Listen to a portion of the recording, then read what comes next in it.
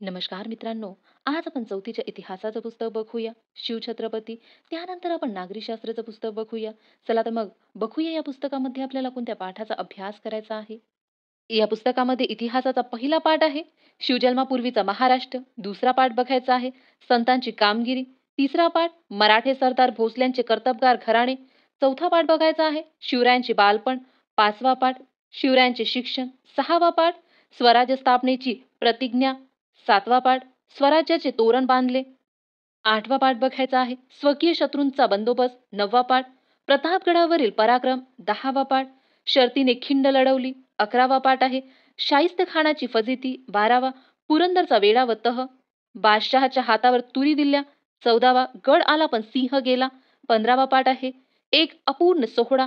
सोळावा राज्यकारभाराची घडी बसवली. सतरावा दक्षिणेतील मोहीम. अठरावा पाठ बघायचा आहे शिवरायाची युद्धनीती. 19वा पाठ बघायचा आहे रयतेचा राजा. आणि 20वा पाठ आहे फुर्तीचा जिवंत झरा. इतिहासाच्या पुस्तकामध्ये आपल्याला 20 पाठाचा अभ्यास करायचा आहे. अगदी छोटे छोटे पाठ आहे पण अतिशय महत्वाचे आहे. आणि नागरिकशास्त्रामध्ये आपल्याला काय बघायचं आहे 21वा पाठ आपले सामूहिक जीवन. 22वा पाठ आपल्या सामाजिक संस्था. 23वा पाठ नागरी सुविधा देणाऱ्या संस्था. आणि शेवटचा 24वा सुरक्षितता. चला तर मग इतिहासाच्या पहिल्या पाठापासून सुरुवात करूया. नमस्कार मित्रांनो. आज आपण पहिला पाठ बघूया शिवजन्मापूर्वीचा महाराष्ट्र. या पाठामध्ये आपल्याला एक्झाम दृष्ट्या महत्वाची माहिती दिली आहे. लक्ष देऊन बघा. शिवाजी महाराज थोर पुरुष होते. आपण दर साल त्यांची जयंती मोठ्या समारंभाने आणि आदराने साजरी करतो. तुम्ही मुले तर त्या दिवशी किती आनंदात असता. महाराजांवर सुंदर सुंदर गाणी म्हणता, पोवाडे म्हणता, त्यांच्या तसबिरीला हार घालता.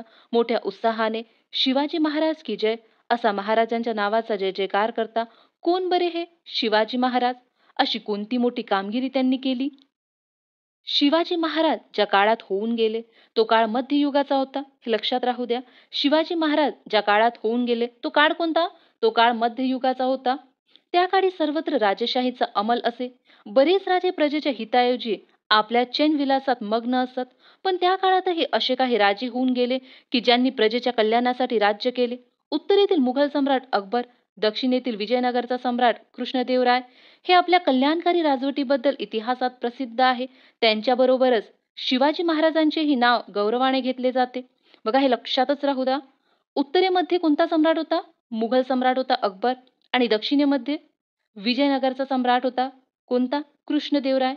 ही माहिती आपल्याला जोड्या लावामध्ये विचारल्या गेली आहे म्हणून लक्षात राहू द्या. शिवाजी महाराजांनी महाराष्ट्रात स्वराज्य निर्माण केले. स्वराज्य म्हणजे स्वतःचे राज्य. स्वराज्य म्हणजे काय? स्वतःचे राज्य. महाराजांपूर्वी सुमारे 400 वर्ष महाराष्ट्रात स्वराज्य नव्हते. बघा, महाराजांपूर्वी किती वर्ष महाराष्ट्रात स्वराज्य नव्हते? सुमारे 400 वर्ष. महाराष्ट्राचा बराचसा भाग अहमदनगरचा निजामशहा आणि विजापूरचा आदिलशहा या दोन सुलतानांनी आपापसात वाटून घेतला होता. हे लक्षात घ्या. महाराष्ट्राचा बराचसा भाग अहमदनगरचा निजामशाह आणि विजापूरचा आदिलशहा या दोन सुलतानांनी आपापसात वाटून घेतला होता. त्यांचे अधिकारी ठिकठिकाणी कारभार पाहत होते. ते राजे मनाने उदार नव्हते. ते प्रजेवर जुलूम करत होते. या दोघांचे एकमेकांशी हार्डवेअर होते. त्यांच्यात नेहमी लढाया होत. त्यात रयतेचा हाल होत. रयत सुखी नव्हती. उघड उघड उत्सव करणे, पूजा करणे धोक्याचे झाले होते. रयतेला पोटभर अन्न मिळत नव्हते. रयतेला सुरक्षित निवाराही नव्हता. बघा, या ठिकाणी काय म्हणते, उघड उघड उत्सव करणे, पूजा करण्यात धोक्याचे होते. मध्ययुगाच्या काळामध्ये या प्रकारची परिस्थिती होती. सगळीकडे अन्याय माजला होता. महाराष्ट्रात ठिकठिकाणी देशमुख, देशपांडे इत्यादी वतनदार होते. पण रयतेकडे त्यांचे लक्ष नव्हते. देशावर त्यांचे प्रेम नव्हते. प्रेम होते फक्त वतनावर, जहागिरीवर. वतनासाठी ते एकमेकांशी भांडत, आपापसात लढत. त्यात रयतेचे खूप हाल होत. या साऱ्या गोष्टींमुळे रयत त्रासून गेली होती. सगळीकडे अंधाधुंद माजली होती. शिवाजी महाराजांनी हे सारे पाहिले. रयतेला सुखी करण्यासाठी स्वराज्य स्थापनेचे पवित्र कार्य त्यांनी हाती घेतले. बघा, शिवाजी महाराजांनी स्वराज्य स्थापनेचे पवित्र कार्य हाती का घेतले? रयतेला सुखी करण्यासाठी. भांडखोर वतनदारांना त्यांनी वठणीवर आणले. स्वराज्याच्या कामी त्यांचा उपयोग करून घेतला. तसेच रयतेवर अन्याय करणाऱ्या सत्तांशी शिवाजी महाराजांनी झुंज दिली. बघा, शिवाजी महाराजांनी कोणाला झुंज दिली? रयतेवर अन्याय करणाऱ्या सत्तांशी. जुलमी राजवटीचा पराभव केला. न्यायाचे हिंदवी स्वराज त्यांनी स्थापन केले. हे स्वराज्य सर्व जाती धर्माच्या लोकांचे होते. बघा, हे स्वराज्य कोणाचे होते? सर्व जाती धर्माच्या लोकांचे होते. स्वराज्यात कोणताही भेदभाव नव्हता. शिवाजी महाराजांनी स्वराज्यात हिंदू, मुस्लिम असा कोणताही भेदभाव केला नाही. सर्व धर्मातील साधू संतांचा त्यांनी सन्मान केला. अशी ही महाराजांची थोर कामगिरी पाहिली की आपल्याला प्रेरणा मिळते, स्फूर्ती मिळते. शिवाजी महाराजांपूर्वी सुमारे 300-400 वर्ष महाराष्ट्रामध्ये अनेक संत होऊन गेले. त्यांनी केलेल्या कामगिरींचा शिवाजी महाराजांना स्वराज्य स्थापनेच्या कामी उपयोग झाला. संतांची ती कामगिरी आपण पुढील पाठात पाहू. या ठिकाणी हा पाठ संपतो. आपण यावरचे प्रश्न बघूया. पहिला प्रश्न बघूया. शिवाजी महाराज ज्या काळात होऊन गेले तो काळ रिकामी जागा युगाचा होता. कोणत्या युगाचा? मध्ययुगाचा होता. शिवाजी महाराजा काळात होऊन गेले तो काळ मध्ययुगाचा होता. दुसरा प्रश्न. शिवाजी महाराजांनी रिकामी जागा स्वराज्य निर्माण केले. कुठे? महाराष्ट्रात. शिवाजी महाराजांनी महाराष्ट्रात स्वराज्य निर्माण केले. दुसरा प्रश्न बघूया. जोड्या लावा. विजयनगरचा सम्राट कोण आहे? कृष्णदेवराय. अहमदनगरचा सुलतान? निजामशहा. विजापूरचा सुलतान कोण आहे? आदिलशहा. अतिशय महत्वाचा आहे, लक्षातच राहू द्या. यावर आपल्याला राज्यसेवेमध्ये प्रश्न विचारला आहे. आणि सम्राट अकबर कुठचा आहे? उत्तरेमधला सम्राट आहे. पहिला प्रश्न बघूया.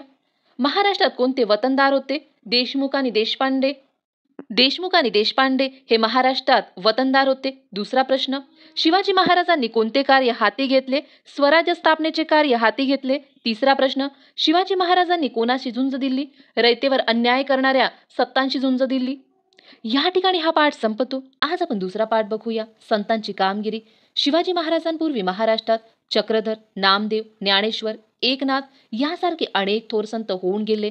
त्यांनी लोकांना दया, अहिंसा, परोपकार, त्याग, सेवा, समता इत्यादी गुणांची शिकवण दिली. बघा, संतांनी कोणत्या गुणांची शिकवण दिली?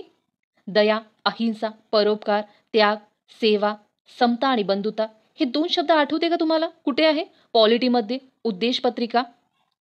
कोणी लहान नाही, कोणी मोठा नाही, सगळे सारखे अशी समतेची भावना संतांनी लोकांच्या मनात निर्माण केली. शेतकरी जमिनीची मशागत करतो आणि ती नांगरून पेरणीसाठी तयार करतो. तसेच साधू संतांचे कार्य आहे. त्यांच्या कार्याची आपण प्रथम ओळख करून घेऊ. श्रीचक्रधर स्वामी यांच्याबद्दल माहिती बघूया. या ठिकाणी श्रीचक्रधर स्वामी यांचं चित्र दाखवलं आहे. श्रीचक्रधर स्वामी मूळ गुजरातमधील एक राजपुत्र. बघा, श्रीचक्रधर स्वामी हे कोण होते? गुजरातमधील राजपुत्र होते. वैराग्य वृत्ती धारण करून ते महाराष्ट्रात आले. तेथे भ्रमण करत असता त्यांनी समतेचा उपदेश केला. त्यांना स्त्री पुरुष, जातीपाती हे भेदभाव मान्य नव्हते. त्यामुळे त्यांना अनेक स्त्री पुरुष अनुयायी मिळाले. त्यांनी स्थापन केलेल्या पंथास महानुभाव पंथ म्हणतात. बघा, महानुभाव पंथ हे कोणी स्थापन केलं? श्रीचक्रधर स्वामी. हे लक्षात राहू द्या, यावर प्रश्न पडले आहे. श्रीचक्रधर स्वामींच्या आठवणींचा संग्रह म्हणजे लीळाचरित्र हा ग्रंथ होय. हा ग्रंथ सुद्धा लक्षात राहू द्या. लीळाचरित्र हा कोणा संदर्भात आहे? श्रीचक्रधर स्वामींच्या. समोर बघूया. संत नामदेवांबद्दल माहिती बघूया. संत नामदेव विठ्ठलाचे निसीम भक्त होते. ते नरसीगावचे राहणारे. त्यांनी अनेक अभंग रचले, कीर्तने केली व जनतेत जागृती निर्माण केली. संत ज्ञानेश्वरांबरोबर ते महाराष्ट्रावर ठिकठिकाणी फिरले. लोकांना त्यांनी गाढ भक्तीची शिकवण दिली. धर्मरक्षणाचा व भक्ती मार्गाचा खंबीर निर्धार लोकांच्या मनात निर्माण केला. बघा, संत नामदेव कोणाचे भक्त होते? विठ्ठलाचे. ते कोणत्या गावी राहायचे? नरसीगावचे. संत नामदेव पुढे भारतभर फिरले, पंजाबात गेले. तेथील लोकांनाही त्यांनी समतेचा संदेश दिला. हिंदी भाषेत पदे लिहिली. त्यांची काही पदे आजही शीख लोकांच्या गुरु ग्रंथ साहेब या धर्मग्रंथात पाहायला मिळतात. महाराष्ट्रात तर त्यांचे अभंग घराघरातून मोठ्या भक्तीने गायले जातात. संत ज्ञानेश्वरांबद्दल माहिती बघूया. संत ज्ञानेश्वर नामदेवांपेक्षा 5 वर्षांनी लहान होते. ते आपेगावचे राहणारे. सन 1275 मध्ये त्यांचा जन्म झाला. निवृत्तीनाथ व सोपानदेव हे त्यांचे बंधू होते. मुक्ताबाई ही त्यांची बहीण. त्यावेळेचे कर्मठ लोक या मुलांना संन्यासाची मुले म्हणून नावे ठेवत. त्याचे कारण असे, त्यांच्या वडिलांनी संन्यास घेतलेला होता, घर सोडले होते. पण पुढे गुरुच्या आज्ञेवरून ते परत घरी आले आणि संसार करू लागले. पुढे त्यांना ही 4 मुले झाली. हे त्या वेळेच्या कर्मठ लोकांना मान्य नव्हते. लोकांनी त्यांना वाळीत टाकले होते. लोक त्या मुलांचा छळ करत असे. संत ज्ञानेश्वर कोणत्या गावचे राहणारे होते? आपेगावचे. त्यांचा जन्म कधी झाला? 1275 मध्ये. त्यांच्या बंधूंचे नाव काय होते? निवृत्तीनाथ व सोपानदेव. आणि त्यांच्या बहिणीचे? मुक्ताबाई. संत ज्ञानेश्वरांना संन्याशांची मुले म्हणून का नाव ठेवले जात होते? कारण त्यांच्या वडिलांनी संन्यास घेतलेला होता, घर सोडले होते, पण पुढे गुरूंच्या आज्ञेवरून ते परत घरी आले आणि संसार करू लागले. पुढे त्यांना ही 4 मुले झाली. हे त्या वेळच्या कर्मठ लोकांना मान्य नव्हते. त्यामुळे ज्ञानेश्वरांना संन्यासांची मुले म्हणून नावे ठेवली जात होती. समोर बघूया. या ठिकाणी आपल्याला संत ज्ञानेश्वरांचे चित्र दाखवले आहे. ज्ञानदेव एकदा भिक्षेची झोळी घेऊन गावात गेले, पण कोणी त्यांना भिक्षा घातली नाही. सगळीकडे त्यांना वेडेवाकडे बोल ऐकावे लागले. त्यांच्या बालमनाला खूप दुःख झाले. ते आपल्या झोपडीत आले. झोपडीचे दार बंद करून आत दुःख करत बसले. इतक्यात ते मुक्ता आली. गवताच्या ताटीवर टिचक्या मारत ती ज्ञानदेवाला म्हणाली, ताटी उघडा ज्ञानेश्वरा. अहो, आपण दुःखी कष्टी होऊन कसे चालेल? जगाचे कल्याण कोण करेल? बहिणीच्या उपदेशाने ज्ञानेश्वरांना हुरूप आला. दुःख विसरून ते कामाला लागले. ठिकठिकाणी गोरगरिबांचा, मागासलेल्या लोकांचा धर्माच्या नावाखाली छळ होत होता. तेव्हा ज्ञानेश्वरांनी लोकांना कडकडीचा उपदेश केला. ईश्वरावर श्रद्धा ठेवा, सगळ्यांशी समतेने वागा, दुःखी माणसांना मदत करा, त्यांचे दुःख नाहीसे करा. त्यांचा उपदेश गेली 700 वर्ष महाराष्ट्राच्या कानाकोपऱ्यात एकसारखा घुमत आहे. बघा, ज्ञानेश्वरांनी कोणता उपदेश दिला? ईश्वरावर श्रद्धा ठेवा, सगळ्यांशी समतेने वागा, दुःखी माणसांना मदत करा, त्यांचे दुःख नाहीसे करा. त्यांचा उपदेश गेली 700 वर्ष महाराष्ट्राच्या कानाकोपऱ्यात एकसारखा घुमत आहे. हे लक्षात राहू द्या. त्या काळात धर्माचे ज्ञान संस्कृत ग्रंथांमध्ये बंदिस्त झाले होते.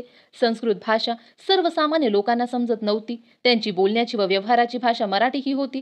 ज्ञानेश्वरांनी मराठी भाषेतून ज्ञानेश्वरी हा फार मोठा ग्रंथ लिहिला. धर्माच्या ज्ञानाचे भंडार त्यांनी लोकांना खुले करून दिले. लोकांना बंधुभावाची शिकवण दिली. ज्ञानदेवांनी तरुण वयात पुण्याजवळ आळंदी येथे जिवंत समाधी घेतली. आजही लाखो लोक मोठ्या भक्तिभावाने दर साल आषाढी कार्तिकेला आळंदी पंढरपूरला जातात. बघा, त्या काळात धर्माचे ज्ञान कोणत्या ग्रंथामध्ये बंदिस्त होते? संस्कृत ग्रंथामध्ये. आणि संस्कृत ही भाषा सर्वसामान्य लोकांना समजत नव्हती. त्यांच्या बोलण्याची आणि व्यवहाराची भाषा मराठी ही होती. आणि त्यावेळेस ज्ञानेश्वरांनी मराठी भाषेतून ज्ञानेश्वरी हा फार मोठा ग्रंथ लिहिला होता. त्यामुळे काय झालं? ज्ञानाचे भंडार सर्वसामान्य लोकांना खुले झाले. आणि ज्ञानेश्वरांनी लोकांना कोणती शिकवण दिली? बंधुभावाची शिकवण दिली. ज्ञानेश्वरांनी तरुण वयात जिवंत समाधी कुठे घेतली? पुण्याजवळ आळंदी येथे. हे एक लक्षात राहू द्या. संत एकनाथांबद्दल माहिती बघूया. संत नामदेव व संत ज्ञानेश्वर यांच्या कार्याची परंपरा संत एकनाथांनी पुढे चालवली. ते पैठणचे राहणारे. त्यांनी भक्ती मार्गाचा प्रसार केला. त्यांनी अनेक अभंग, ओव्या व भारुडे लिहिली. कोणताही उच्च नीच भेदभाव मानू नका असा त्यांनी लोकांना उपदेश केला. भक्तीचा मोठेपणा त्यांनी लोकांना पटवला. गोरगरिबांना, मागासलेल्या लोकांना त्यांनी जवळ केले. इतकेच नाही तर मुक्या प्राण्यांवर देखील त्यांनी दया केली. प्राणीमात्रांवर दया करा असा लोकांनाही उपदेश केला.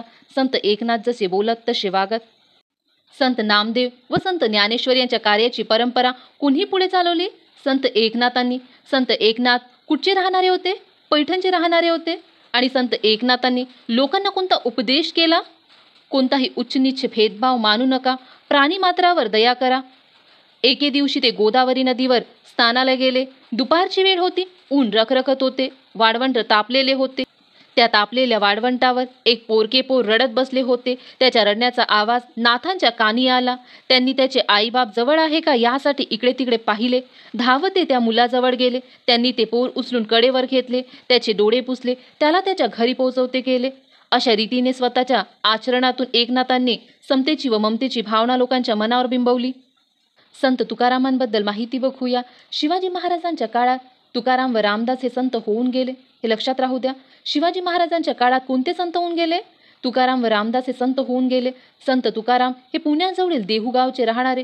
संत तुकाराम कोणत्या गावचे राहणारे होते? पुण्याजवळील देहू गावचे. हे सुद्धा लक्षात राहू द्या. त्यांच्या घरी शेतीभाती होती. त्यांचे किराणा मालाचे दुकानही होते. त्यांचे वाव वडील अडल्या नडल्याला कर्ज देत, पण तुकारामांनी आपल्या वाटणीची कर्ज खते इंद्रायणी नदीमध्ये बुडवली आणि अनेकांना कर्जमुक्त केले. या ठिकाणी संत तुकारामांना दाखवलं आहे. जवळच्या डोंगरावर जाऊन ते विठ्ठलाचे भजन करत, आषाढी कार्तिकेला पंढरीला जात, कीर्तन करत, अभंग रचत, ते लोकांना म्हणून दाखवत. हजारो लोक त्यांच्या कीर्तनाला येत. शिवराय सुद्धा त्यांच्या कीर्तनाला जात असत. संत तुकाराम लोकांना दया, क्षमा, शांती यांची शिकवण देत, समतेचा उपदेश करत.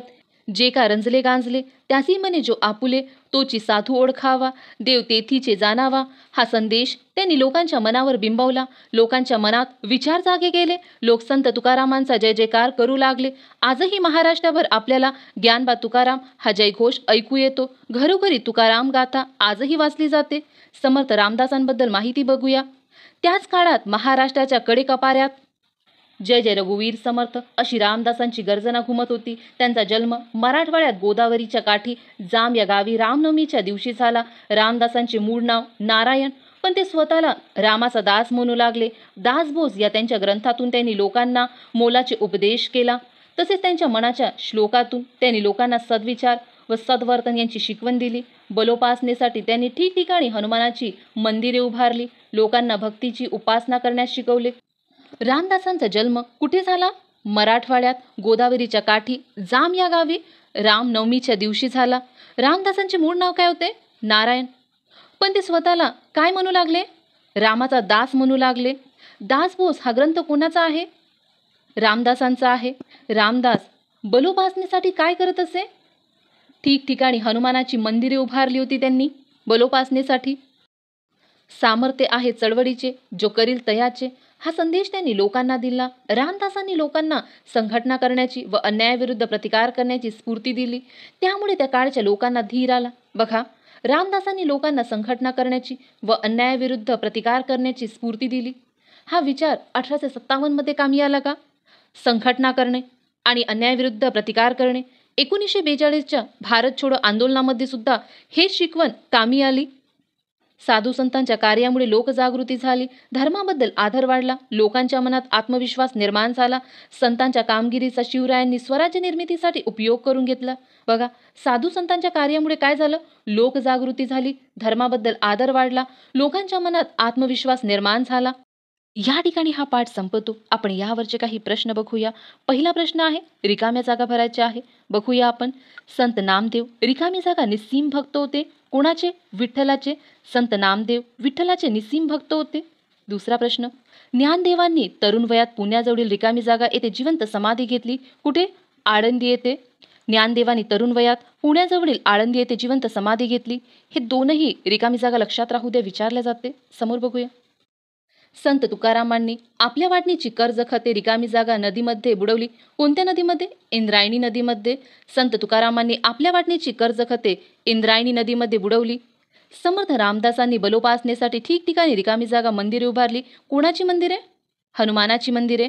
समर्थ रामदासांनी बलोपासनेसाठी ठिकठिकाणी हनुमानाची मंदिरे उभारली. दुसरा प्रश्न बघूया. जोड्या लावायची आहे. या ठिकाणी संत आणि त्यांची ग्रंथ दिली आहे. बघूया आपण. श्रीचक्रधर स्वामी यांचा ग्रंथ कोणता आहे? लीळाचरित्र. ज्ञानेश्वरांचा ज्ञानेश्वरी आणि तुकारामांचा तुकाराम गाथा. समर्थ रामदासांचं काय आहे? दासबोध. हे लक्षात राहू दे, आपल्याला विचारले गेला आहे यावर प्रश्न. तिसरा प्रश्न बघूया. श्रीचक्रधर स्वामींना कोणते भेदभाव मान्य नव्हते? संत नामदेवांनी लोकांच्या मनात कोणता निर्धार निर्माण केला? संत ज्ञानेश्वरांनी लोकांना कोणती शिकवण दिली? संत एकनाथांनी लोकांना कोणता उपदेश केला? संत तुकारामांनी अनेकांना कर्जमुक्त कसे केले? समर्थ रामदासांनी कोणता संदेश दिला? संत ज्ञानेश्वर झोपडीत दार बंद करून का बसले? संत तुकारामांनी लोकांच्या मनावर कोणता संदेश बिंबवला? हा एक प्रश्न लक्षात राहू द्या. या ठिकाणी हा पाठ संपतो. आज आपण तिसरा पाठ बघूया. मराठे सरदार भोसल्यांचे कर्तबगार घराणे. या पाठाच्या नावावरूनच आपल्याला कळत आहे की या पाठामध्ये आपल्याला काय बघायला मिळणार आहे? मराठे सरदारांबद्दल माहिती बघायला मिळणार आहे. मराठे सरदारांमध्ये सुद्धा भोसल्यांचे कर्तबगार घराणे बघायला मिळणार आहे. चला तर मग या पाठाला सुरुवात करूया. धामधुमीचा काळ. संतांनी लोकांच्या मनात भक्तिभाव निर्माण केला, तर शूर मराठे सरदारांनी महाराष्ट्रात शौर्याची परंपरा निर्माण केली. तो काळच मोठा धामधुमीचा होता. विजापूरचा आदिलशहा आणि अहमदनगरचा निजामशहा या सुलतानांमध्ये महाराष्ट्रात नेहमी लढाया होत. लढाईसाठी त्यांना फौज लागे, या कामी ते मराठा सरदारांचा उपयोग करून घेत. बघा, विजापूरचा सुलतान कोण होता? आदिलशहा होता.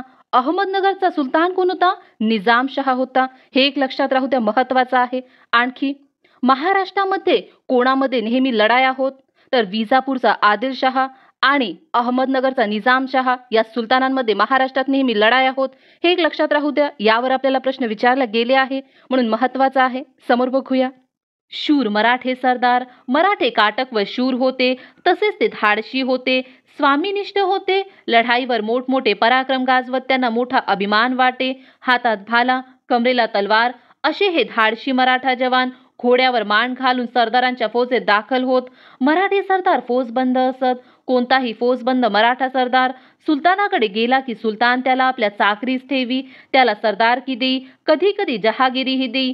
जहागिरी मिळालेले सरदार स्वतःला आपल्या जहागिरीचे राजे समजत. विजापूर व अहमदनगर येथील सुलतानांच्या पदरी अनेक मोठमोठे मराठे सरदार होते.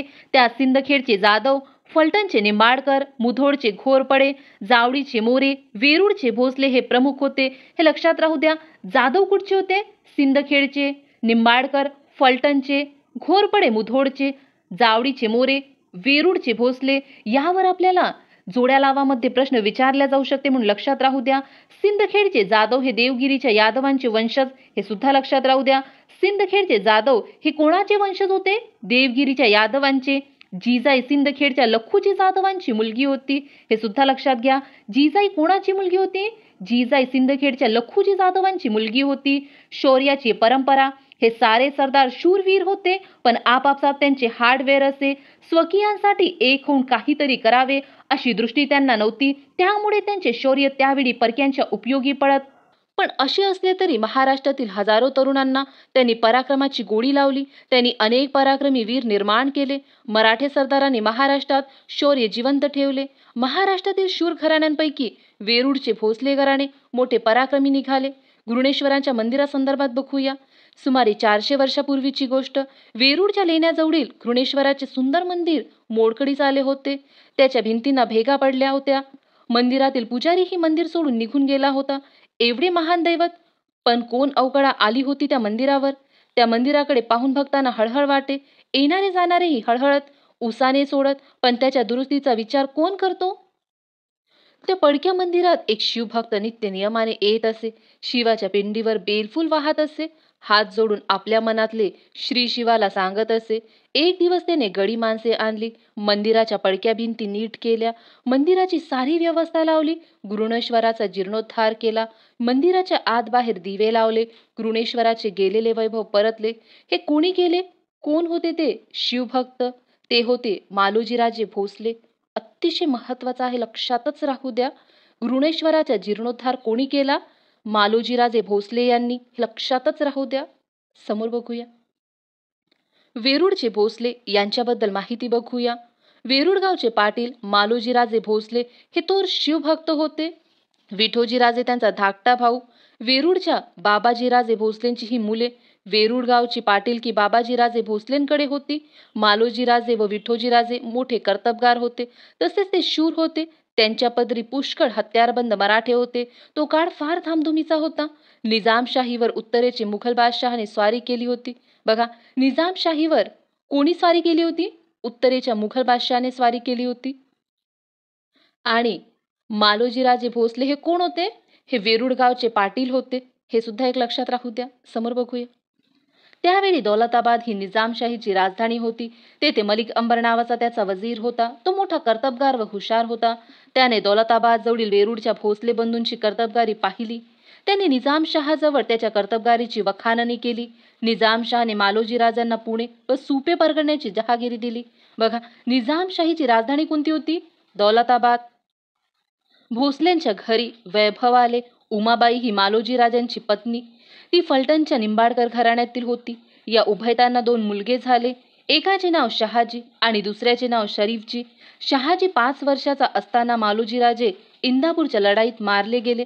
बघा, शहाजी कोणाचा मुलगा होता? उमाबाई आणि मालोजीराजा यांचे ते मुलगा होता. हे लक्षात राहू द्या. आणि उमाबाई कोणत्या घराण्यातील होते? फलटणच्या निंबाळकर घराण्यातील होते. समोर बघूया. विठोजीराजे कोण होते? मालोजीरावांचे भाऊ होते. विठोजीराजांनी आपल्या पुतण्यांचा, पुतणे म्हणजे कोण? मालोजीराजांची मुलं, त्यांचे नाव काय होते? शहाजी आणि दुसऱ्याचा शरीफजी. विठोजीराजांनी आपल्या पुतण्याचा आणि जहागिरीचा सांभाळ केला. पुढे त्यांनी शहाजीसाठी लखुजीराव जाधवांच्या मुलीची मागणी घातली. जाधवांची लेक जिजाई मोठी सुलक्षणी होती. जिजाईसाठी विठोजीराजांनी घातलेली मागणी लखुजीरावांनी स्वीकारली. लखुजीराव म्हणजे निजामशाहीतील एक शूर व पराक्रमी सरदार होते. ते मोठा फौजफाटा बाळगून होते. निजामशाहीच्या दरबारातही त्यांची मोठी प्रतिष्ठा होती. त्यांनी शहाजीराजे आणि जिजाई यांचा विवाह मोठ्या थाटात साजरा केला. जिजाई भोसले कुटुंबाची लक्ष्मी झाली. शहाजीराजांबद्दल माहिती बघूया. निजामशहाने मालोजीराजांची जहागिरी शहाजीराजांना दिली. शहाजीराजे पराक्रमी होते. निजामशाही दरबारात त्यांना मोठा मान होता. उत्तरेच्या मुघल बादशहाने निजामशाही जिंकण्याचा बेत केला.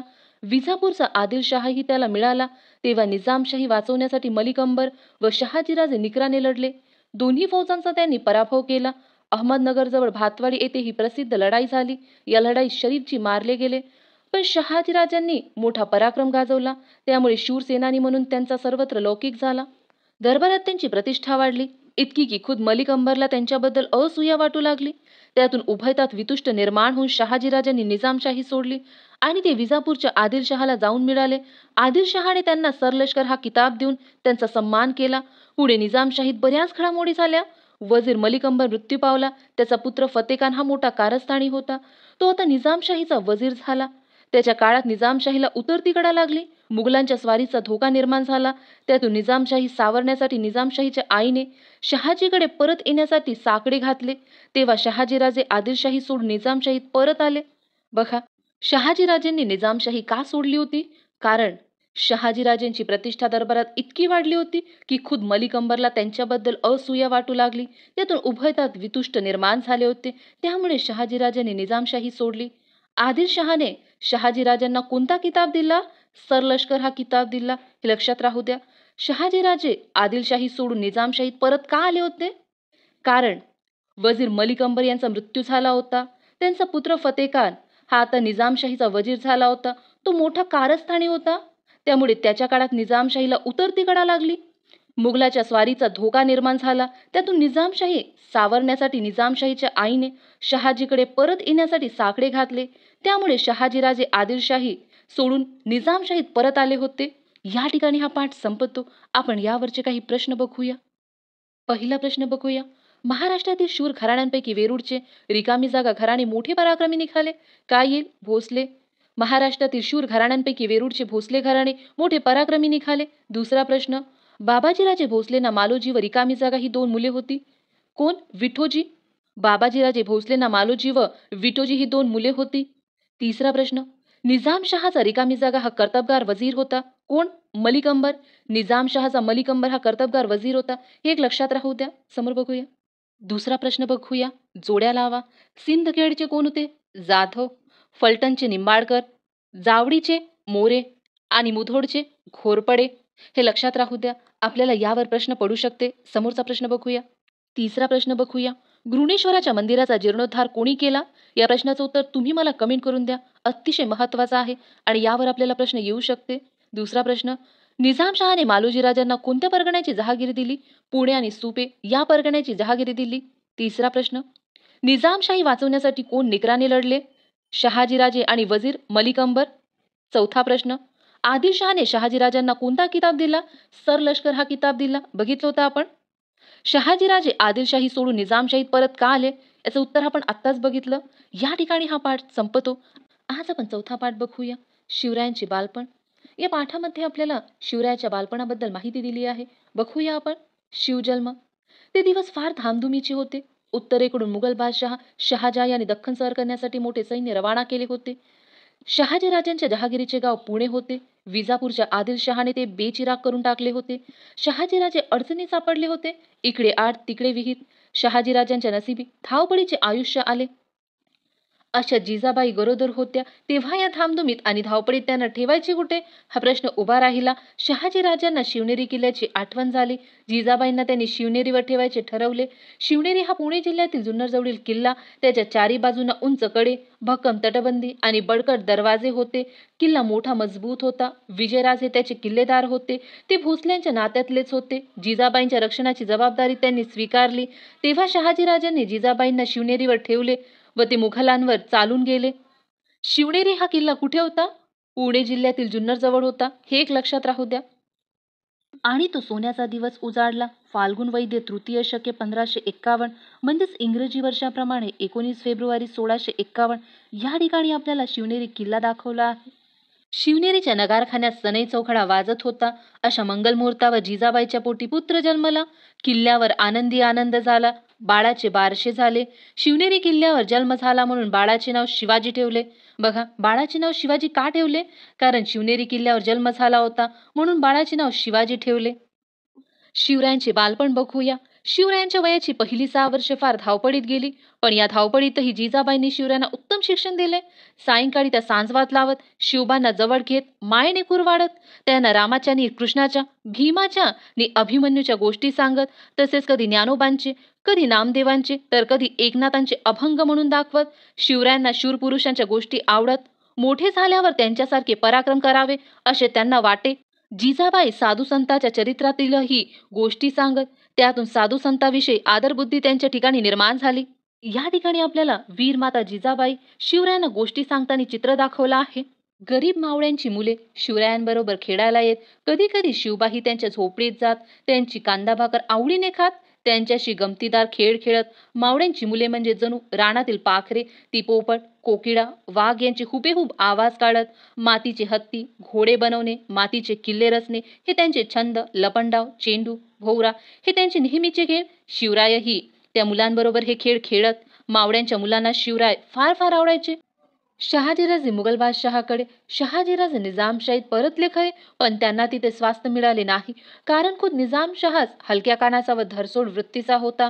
त्यामुळे दरबारात कारस्थाने व हेवे दावे यांना ऊत आला होता. त्यातून निजामशहाच्या चिथावणीने लखुजीराव जाधवांची भर दरबारात हत्या करण्यात आली. या घटनेची चीड येऊन शहाजीराजांनी निजामशाहीचा त्याग केला आणि ते मुघलांच्या सेवेत रुजू झाले. मुघल बादशाह शहाजहानने त्यांना आपली सरदारकी बहाल केली. बघा, शहाजीराजांनी निजामशाहीचा दुसऱ्यांदा त्याग केला आणि त्याचं कारण काय होतं?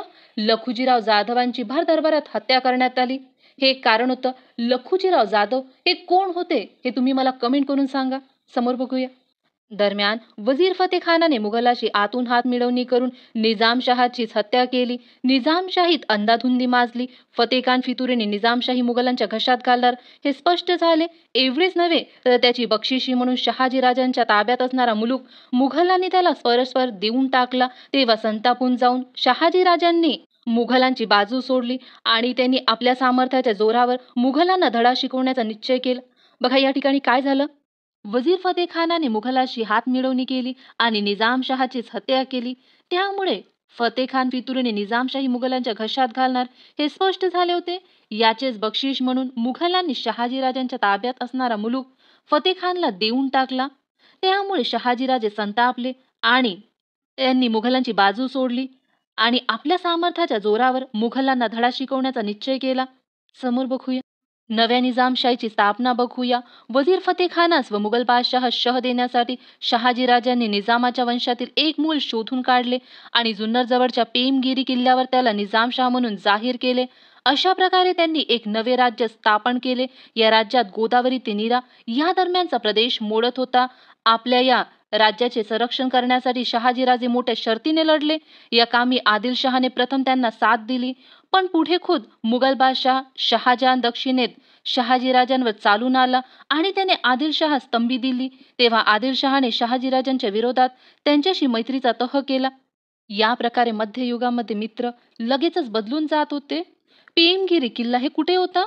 हा जुन्नर जवळ होता. हे एक लक्षात राहू द्या. आपल्याला किल्ल्यावर प्रश्न पडले आहे. समोर बघूया.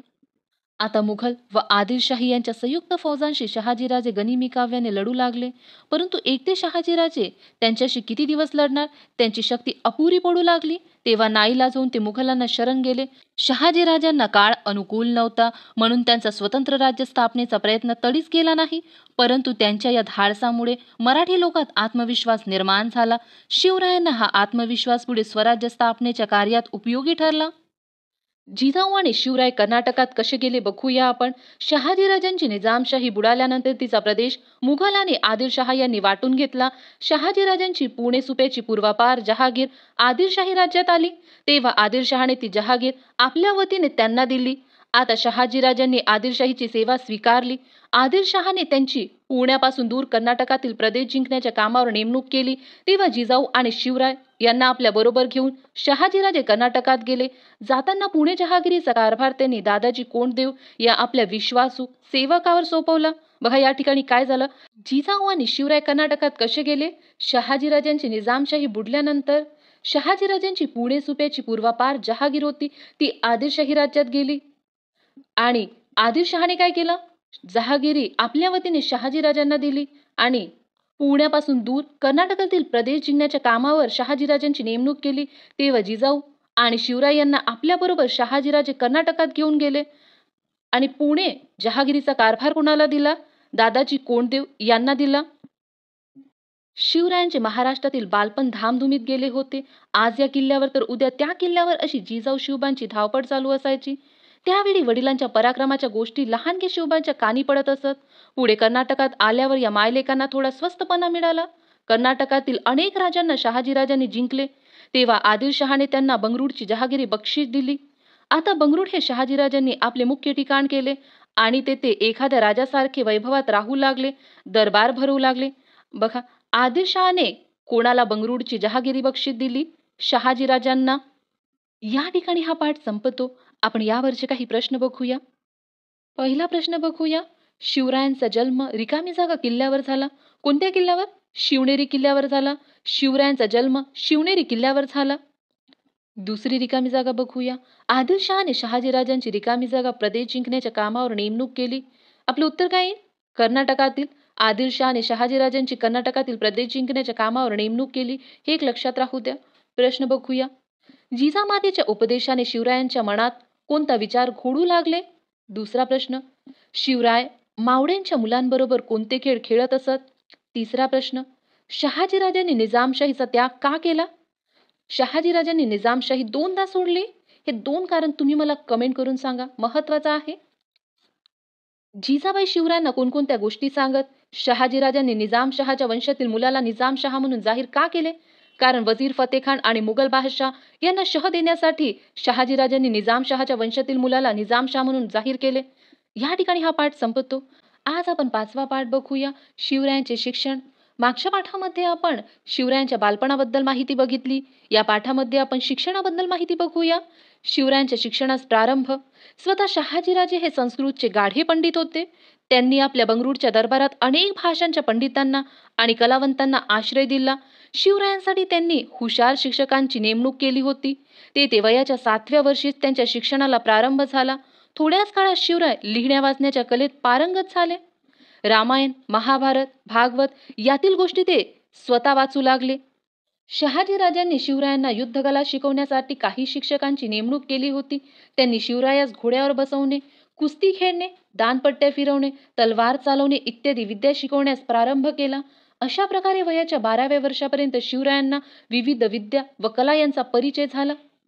या ठिकाणी आपल्याला चित्र दाखवलं आहे शहाजीराजांच्या देखरेखीखाली शिवरायांचे शिक्षण होतानाच. लवकरच आदिलशहाने शहाजीराजांना कर्नाटकातील नायकांची राज्य जिंकण्याच्या मोहिमेवर पाठवले. या मोहिमेवर जाण्यापूर्वी शहाजीराजांनी जिजाऊ व शिवराय यांची पुणे जहागिरीकडे रवानगी केली.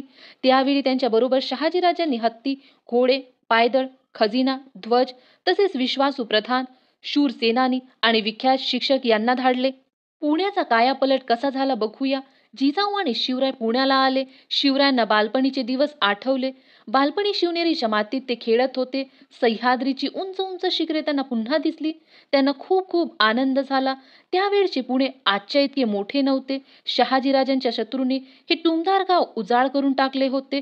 गावातील मालमत्तेची नासधूस झाली होती. घरे मोडली होती. देवडे पडली होती. शत्रूंच्या भीतीने लोक गाव सोडून पळून गेले होते. शेते ओसाड झाली होती.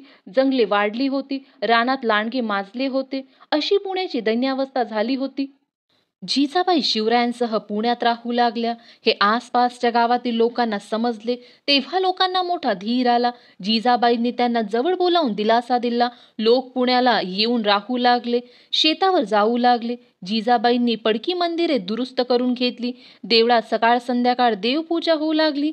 गाव लोकांनी गजबजू लागले. त्यामुळे पुण्याचे रूप पालटले. दादाजी कोंडदेवांची कामगिरी बघूया.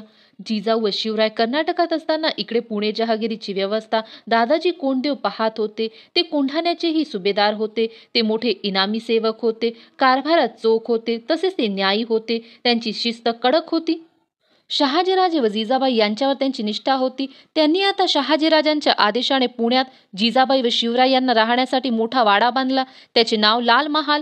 शेतकऱ्यांनी शेतीची लागवड करावी म्हणून दादाजींनी त्यांना काही वर्ष चाऱ्याची सूट दिली. त्यामुळे शेती लागवडीस आली. माजलेले लांडगे शेतकऱ्यांना त्रास देत म्हणून लांडगे मारण्यासाठी त्यांनी बक्षिसे लावली. त्यामुळे बरेच लांडगे मारले गेले. चोरांचा सुडसुडाट झाला होता. दादाजींनी शेतकऱ्यांची पथके उभारली व त्यांचा पहारा बसवला. चोरांचा बंदोबस्त केला. जमिनीची पतवारी ठरवून तिच्यावर त्यांनी सारा आकारला. त्यामुळे लोकांना आनंद झाला. शिवरायांचे शिक्षण बघूया. शिवराय पुणे जहागिरीत आले तरी त्यांचे शिक्षण जिजाबाईच्या देखरेखीखाली चालूच राहिले. बंगळूरहून येताना शहाजीराजांनी सोबत दिलेल्या नामवंत शिक्षकांनी शिवरायांना अनेक शास्त्रे, विद्या व भाषा शिकवल्या. उत्तम राज्यकारभार कसा करावा, शत्रूंशी युद्ध कसे करावे, किल्ले कसे बांधावे, घोडे व हत्ती यांची परीक्षा कशी करावी, शत्रूंच्या दुर्गम प्रदेशातून निसटून कसे जावे इत्यादी अनेक विद्या शिवरायांना अवगत झाल्या. शिवरायांची शिक्षणातील ही प्रगती पाहून जिजाऊंना मोठा आनंद झाला. जिजाबाईंची शिवरायांना शिकवण बघूया. जिजाबाई ही काही सामान्य स्त्री नव्हती. लखुजीराव जाधवांसारख्या बलाढ्य सरदाराची ती कन्या आणि शहाजीराजांसारख्या पराक्रमी पुरुषाची ती पत्नी होती. राजकारणाचे व युद्धनीतीचे बाळकडू जिजाबाईंना लहानपणापासूनच मिळाले होते. जाधव व भोसले हे दोन्ही प्रसिद्ध घराण्याची लढाऊ परंपरा त्यांच्या ठिकाणी एकत्र आली होती. जिजाबाई मोठ्या स्वाभिमानी व स्वातंत्र्यप्रिय होत्या. बघा, मागच्या लेक्चरमध्ये मी विचारलं होतं की लखुजीराव जाधव कोण होते. हे जिजाबाईचे वडील होते आणि निजामशहाच्या चिथावणीने भर दरबारात लखुजीराव जाधवांची हत्या करण्यात आली होती. त्यामुळे शहाजीराजांनी निजामशाहीचा त्याग केला आणि ते मुघलांच्या सेवेमध्ये निघून गेले होते. हे लक्षात राहू द्या, महत्वाचं आहे. समोर बघूया. मराठा सरदारांनी कितीही पराक्रम केला तरी सुलतानाच्या दरबारात त्याचे चीज होत नाही याचा त्यांना वाईट अनुभव आला होता. निजामशहाने भर दरबारात त्यांच्या पित्याची हत्या केली होती. त्याचे दुःख त्यांनी पचवले होते. जिजाबाईंनी आता निश्चय केला होता की त्यांचा शिवबा अशी परक्यांची चाकरी करणार नाही. तो स्वतःच आपल्या लोकांचे राज्य म्हणजे स्वराज्य स्थापन करेल या विचाराने त्या शिवरायांना घडवत होत्या. मावळात राहणाऱ्या लोकांना मावळे म्हणत. मावळे इमानी, कष्टाळू व चपळ होते. काठकपनात त्यांचा हात कोणी धरत नसे, पण ते सुलतानी राजवटीने गांजले होते. सुलतानांच्या लष्कराकडून गावेच्या गावे लुटली जात. रयत परागंदा होई, तिला कोणी वाली नसे. अशा दुःखी कष्टी लोकांसाठी आपण काहीतरी करावे असे शिवरायांना वाटे. बघा, शिवरायांना शिवाजी महाराज बनवण्याचं काम कोणी केलं? वीरमाता जिजाबाईंनी केलं. हे आपल्याला या पाठामधून समजून येते. घरी आल्यावर शिवराय जिजाबाईपाशी हिजबुल करत. जिजाबाई म्हणत शिवबा, भोसल्यांचा पूर्व श्रीरामचंद्र. श्रीरामचंद्राने दृष्ट रावणाला मारले आणि प्रजेला सुखी केले. जाधवांचा पूर्व श्रीकृष्ण, त्याने दृष्ट कंसाला ठार केले आणि प्रजेला सुखी केले. श्रीरामचंद्र आणि श्रीकृष्ण यांच्या वंशात तुझा जन्म झाला आहे. अरे, तू सुद्धा दृष्टांचा संहार करू शकशील. तू सुद्धा गरीब लोकांना खूप सुखी करू शकशील. बघा, शिवरायांचा जन्म कोणाच्या वंशातला आहे? श्रीरामचंद्र आणि श्रीकृष्ण. आईच्या या उपदेशाने शिवरायांना हुरूप येई. राम, कृष्ण, भीम, अर्जुन या वीरांच्या गोष्टी त्यांना आवडत. हे वीर पुरुष शिवरायांना सतत ध्यानी मनी स्वप्नी दिसत. हे वीर अन्यायाविरुद्ध जसे लढले तसे आपण लढावे.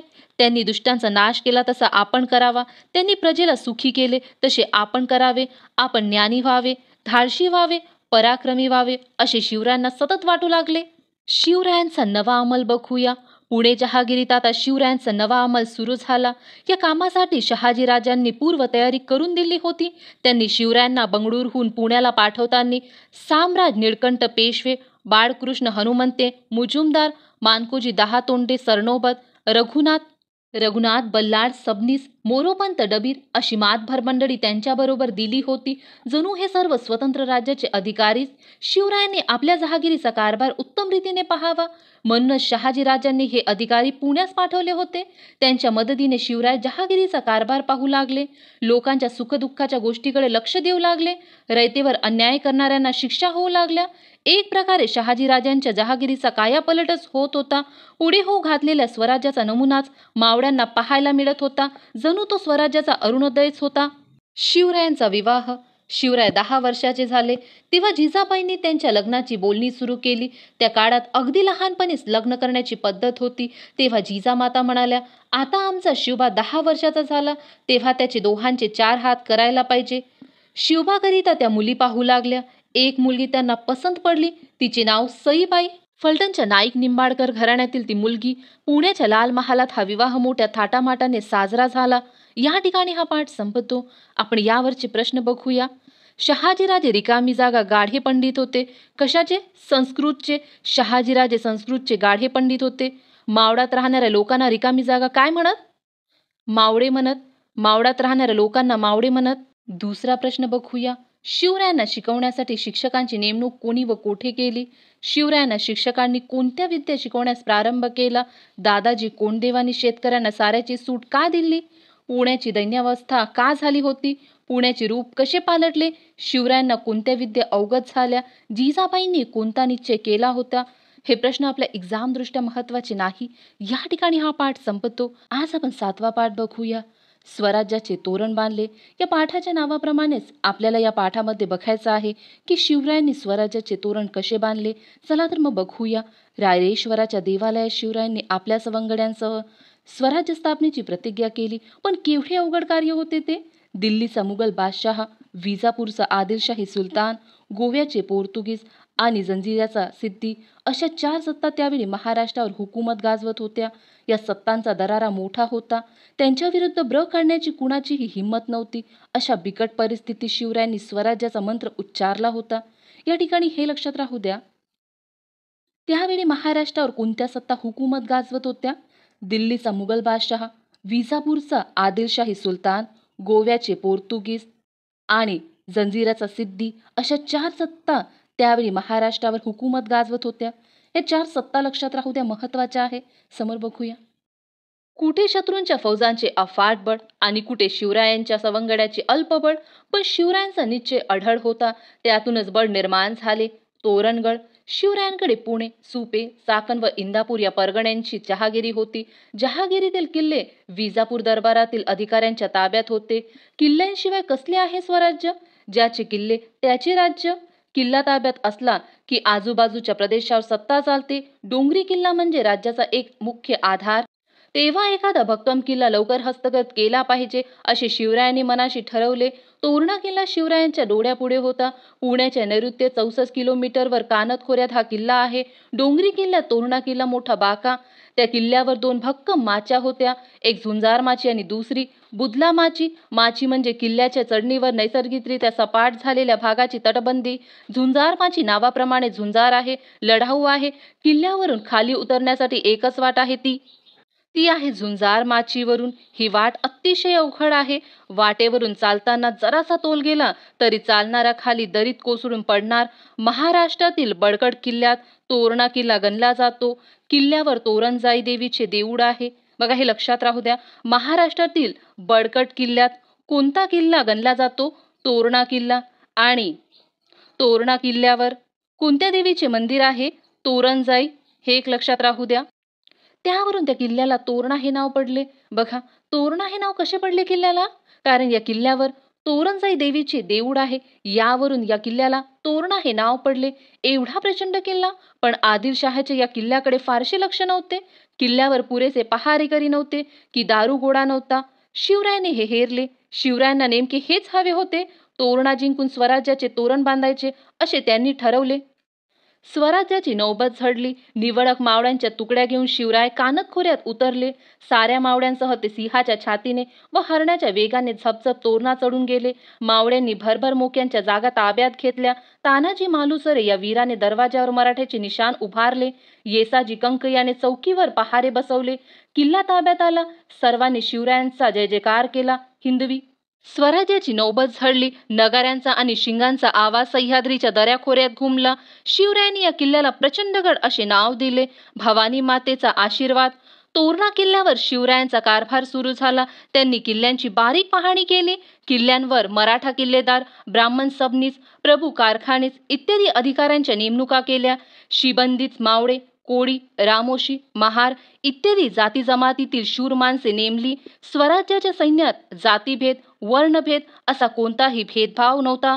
किल्ल्याची दुरुस्ती सुरू झाली आणि काय आश्चर्य, मोहरांनी गच्च भरलेल्या 4 घागरी काम चालू असताना किल्ल्यावर सापडल्या. कामगारांना आनंदी आनंद झाला. शिवरायांना देवी भवानी प्रसन्न आहे, तिनेच धन दिले असे जो तो म्हणू लागला. कामगारांनी मोठ्या आनंदाने धनाच्या घागरी शिवरायांजवळ आणून दिला. एका मोहरेलाही कुणी हात लावला नाही.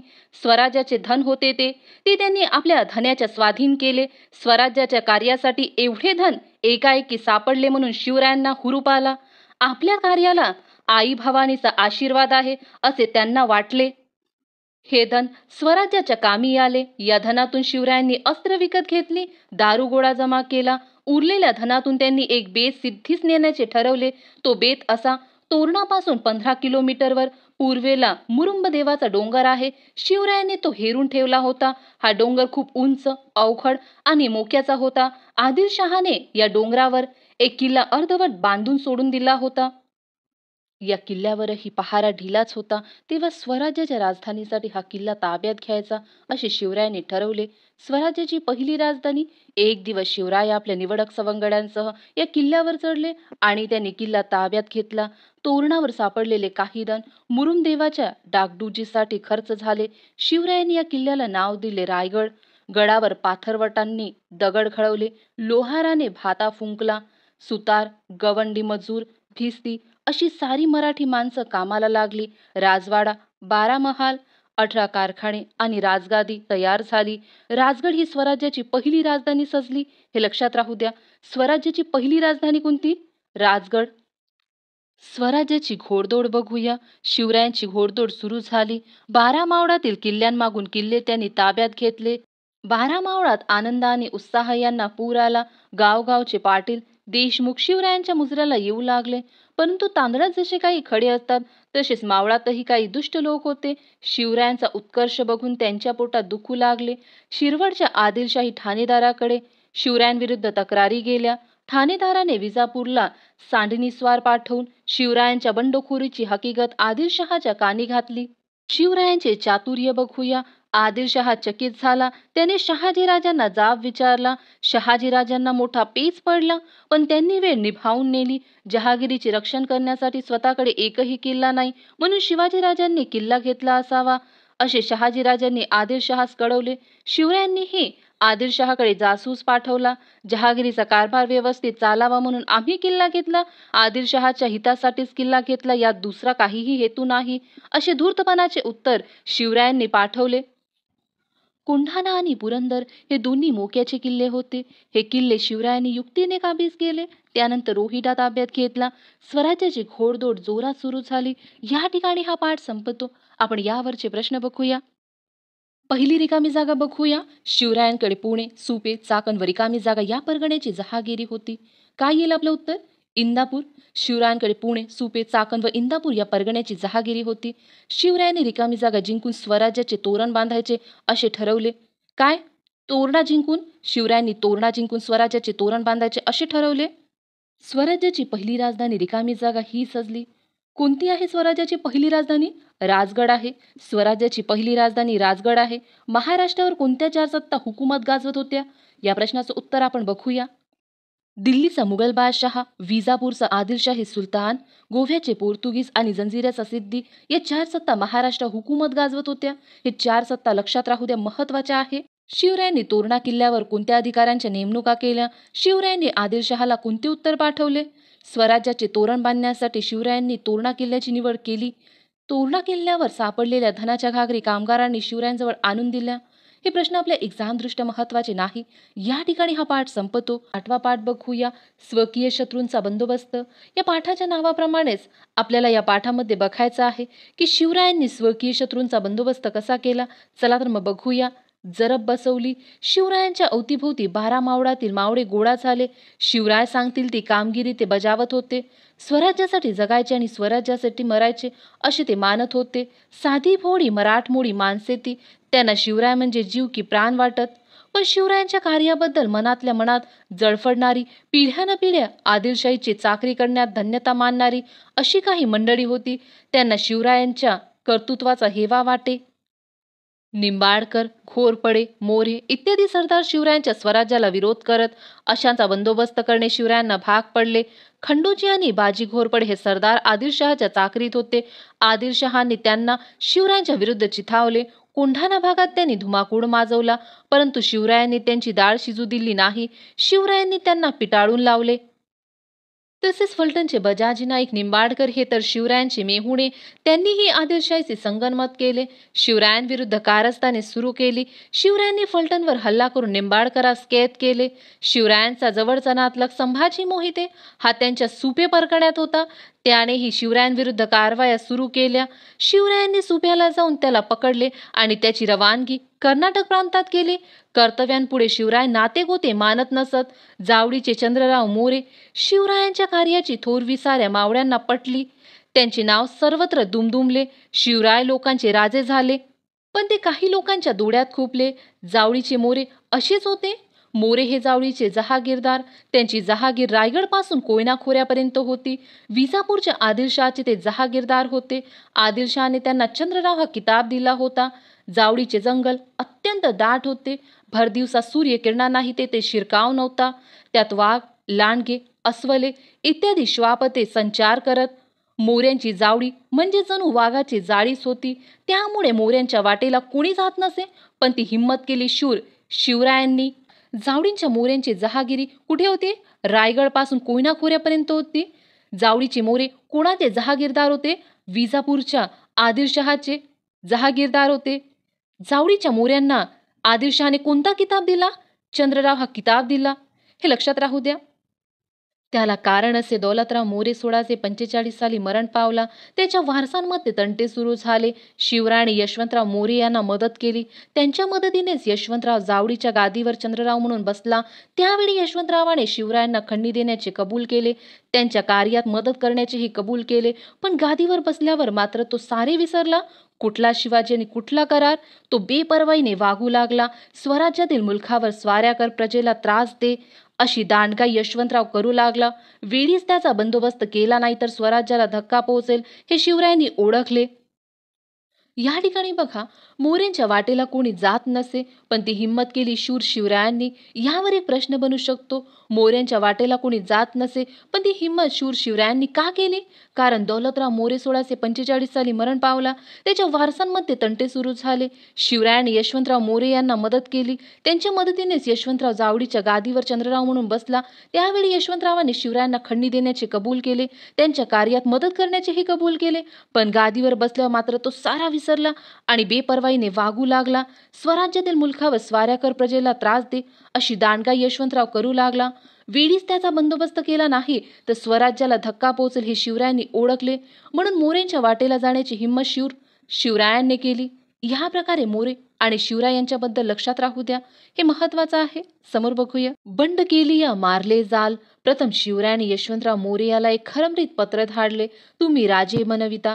राजे आम्ही. आम्हा श्री शंभूने राज्य दिले आहे, तर तुम्ही राजे न म्हणावे. यशवंतराव मोऱ्याने उद्धटपणे उत्तर लिहिले. तुम्ही काल राजे झाला. तुम्हास राज्य कोणी दिले? येता जावडी, जाता गोवली. आम्हास श्रींचे कृपेने आदिलशहाने राजे हा किताब, छत्र चामर, सिंहासन मेहरबान होऊन दिले. येथे उपाय कराल तर अपाय होईल. शिवरायांनी उलट टोला दिला. जावडी खाली करून राजे न म्हणून, छत्र चामर दूर करून, हात रुमाले बांधून भेटीस येऊन हुजुराची चाकरी करणे, इतकी यावर बंडखोरी केली या. मारले जाल.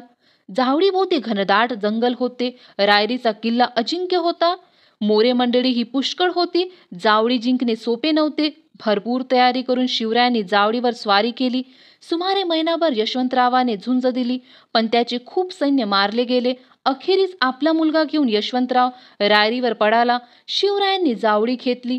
नंतर शिवराय रायरीवर चालून गेले. त्यांनी रायरीच्या किल्ल्यावर भक्कम वेढा दिला. यशवंतराव 3 महिने निकराने लढला, पण अखेरीस त्याला माघार घ्यावी लागली. किल्ले रायगड.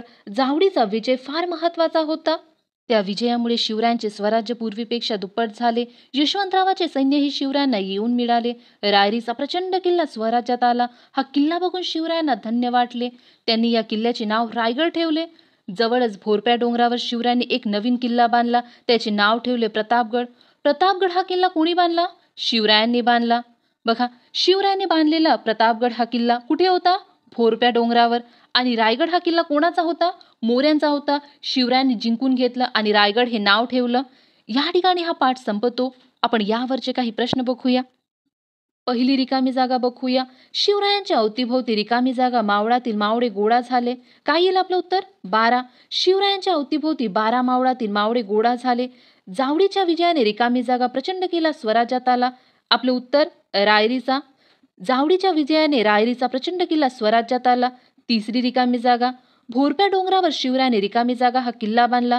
कोणता किल्ला? प्रतापगड. भोरप्या डोंगरावर शिवरायांनी प्रतापगड हा किल्ला बांधला. हे एक लक्षात राहू द्या, महत्वाचं आहे.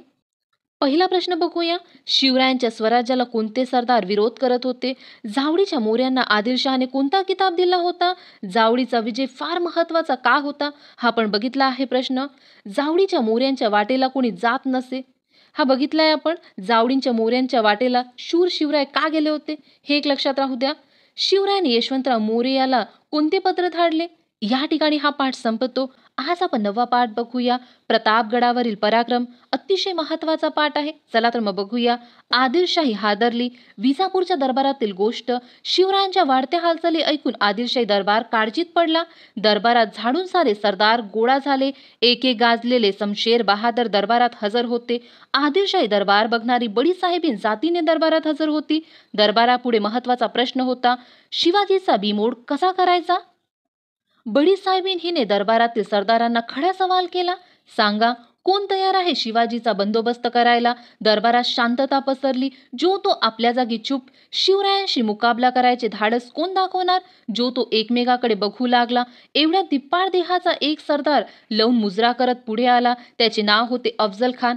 आपण लहानपणापासून अफजल खानांबद्दल ऐकत आलो आहोत. ते आज आपल्याला माहिती होणार हे कोण आहेत? खानाने विडा उचलला. तबकातील विडा उचलत अफजल खान म्हणाला, शिवाजी? कुठला शिवाजी? त्याला मी जिवंत कैद करून येथे पकडून घेऊन येतो आणि तसा न सापडला तर त्याला ठार मारून विजापूर आणतोच आणतो. अफजल खान म्हणजे विजापूर दरबाराचा भारी सरदार. तुफान ताकदीचा, पोलादी पहार हाताने वाकवणारा, भल्या बुऱ्या कोणत्याही मार्गाने आपले काम करण्यात त्याचा हातखंडा. अशा अफजल खानाने शिवरायांना जिवंत पकडून किंवा मारून आणण्याचा विडाभर दरबारात उचलला.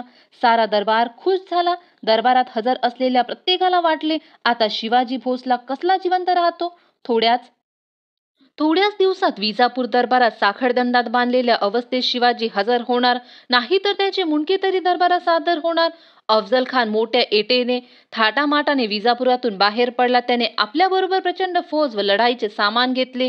यापूर्वी अफजल खान 12 वर्ष वाईचा सुभेदार होता.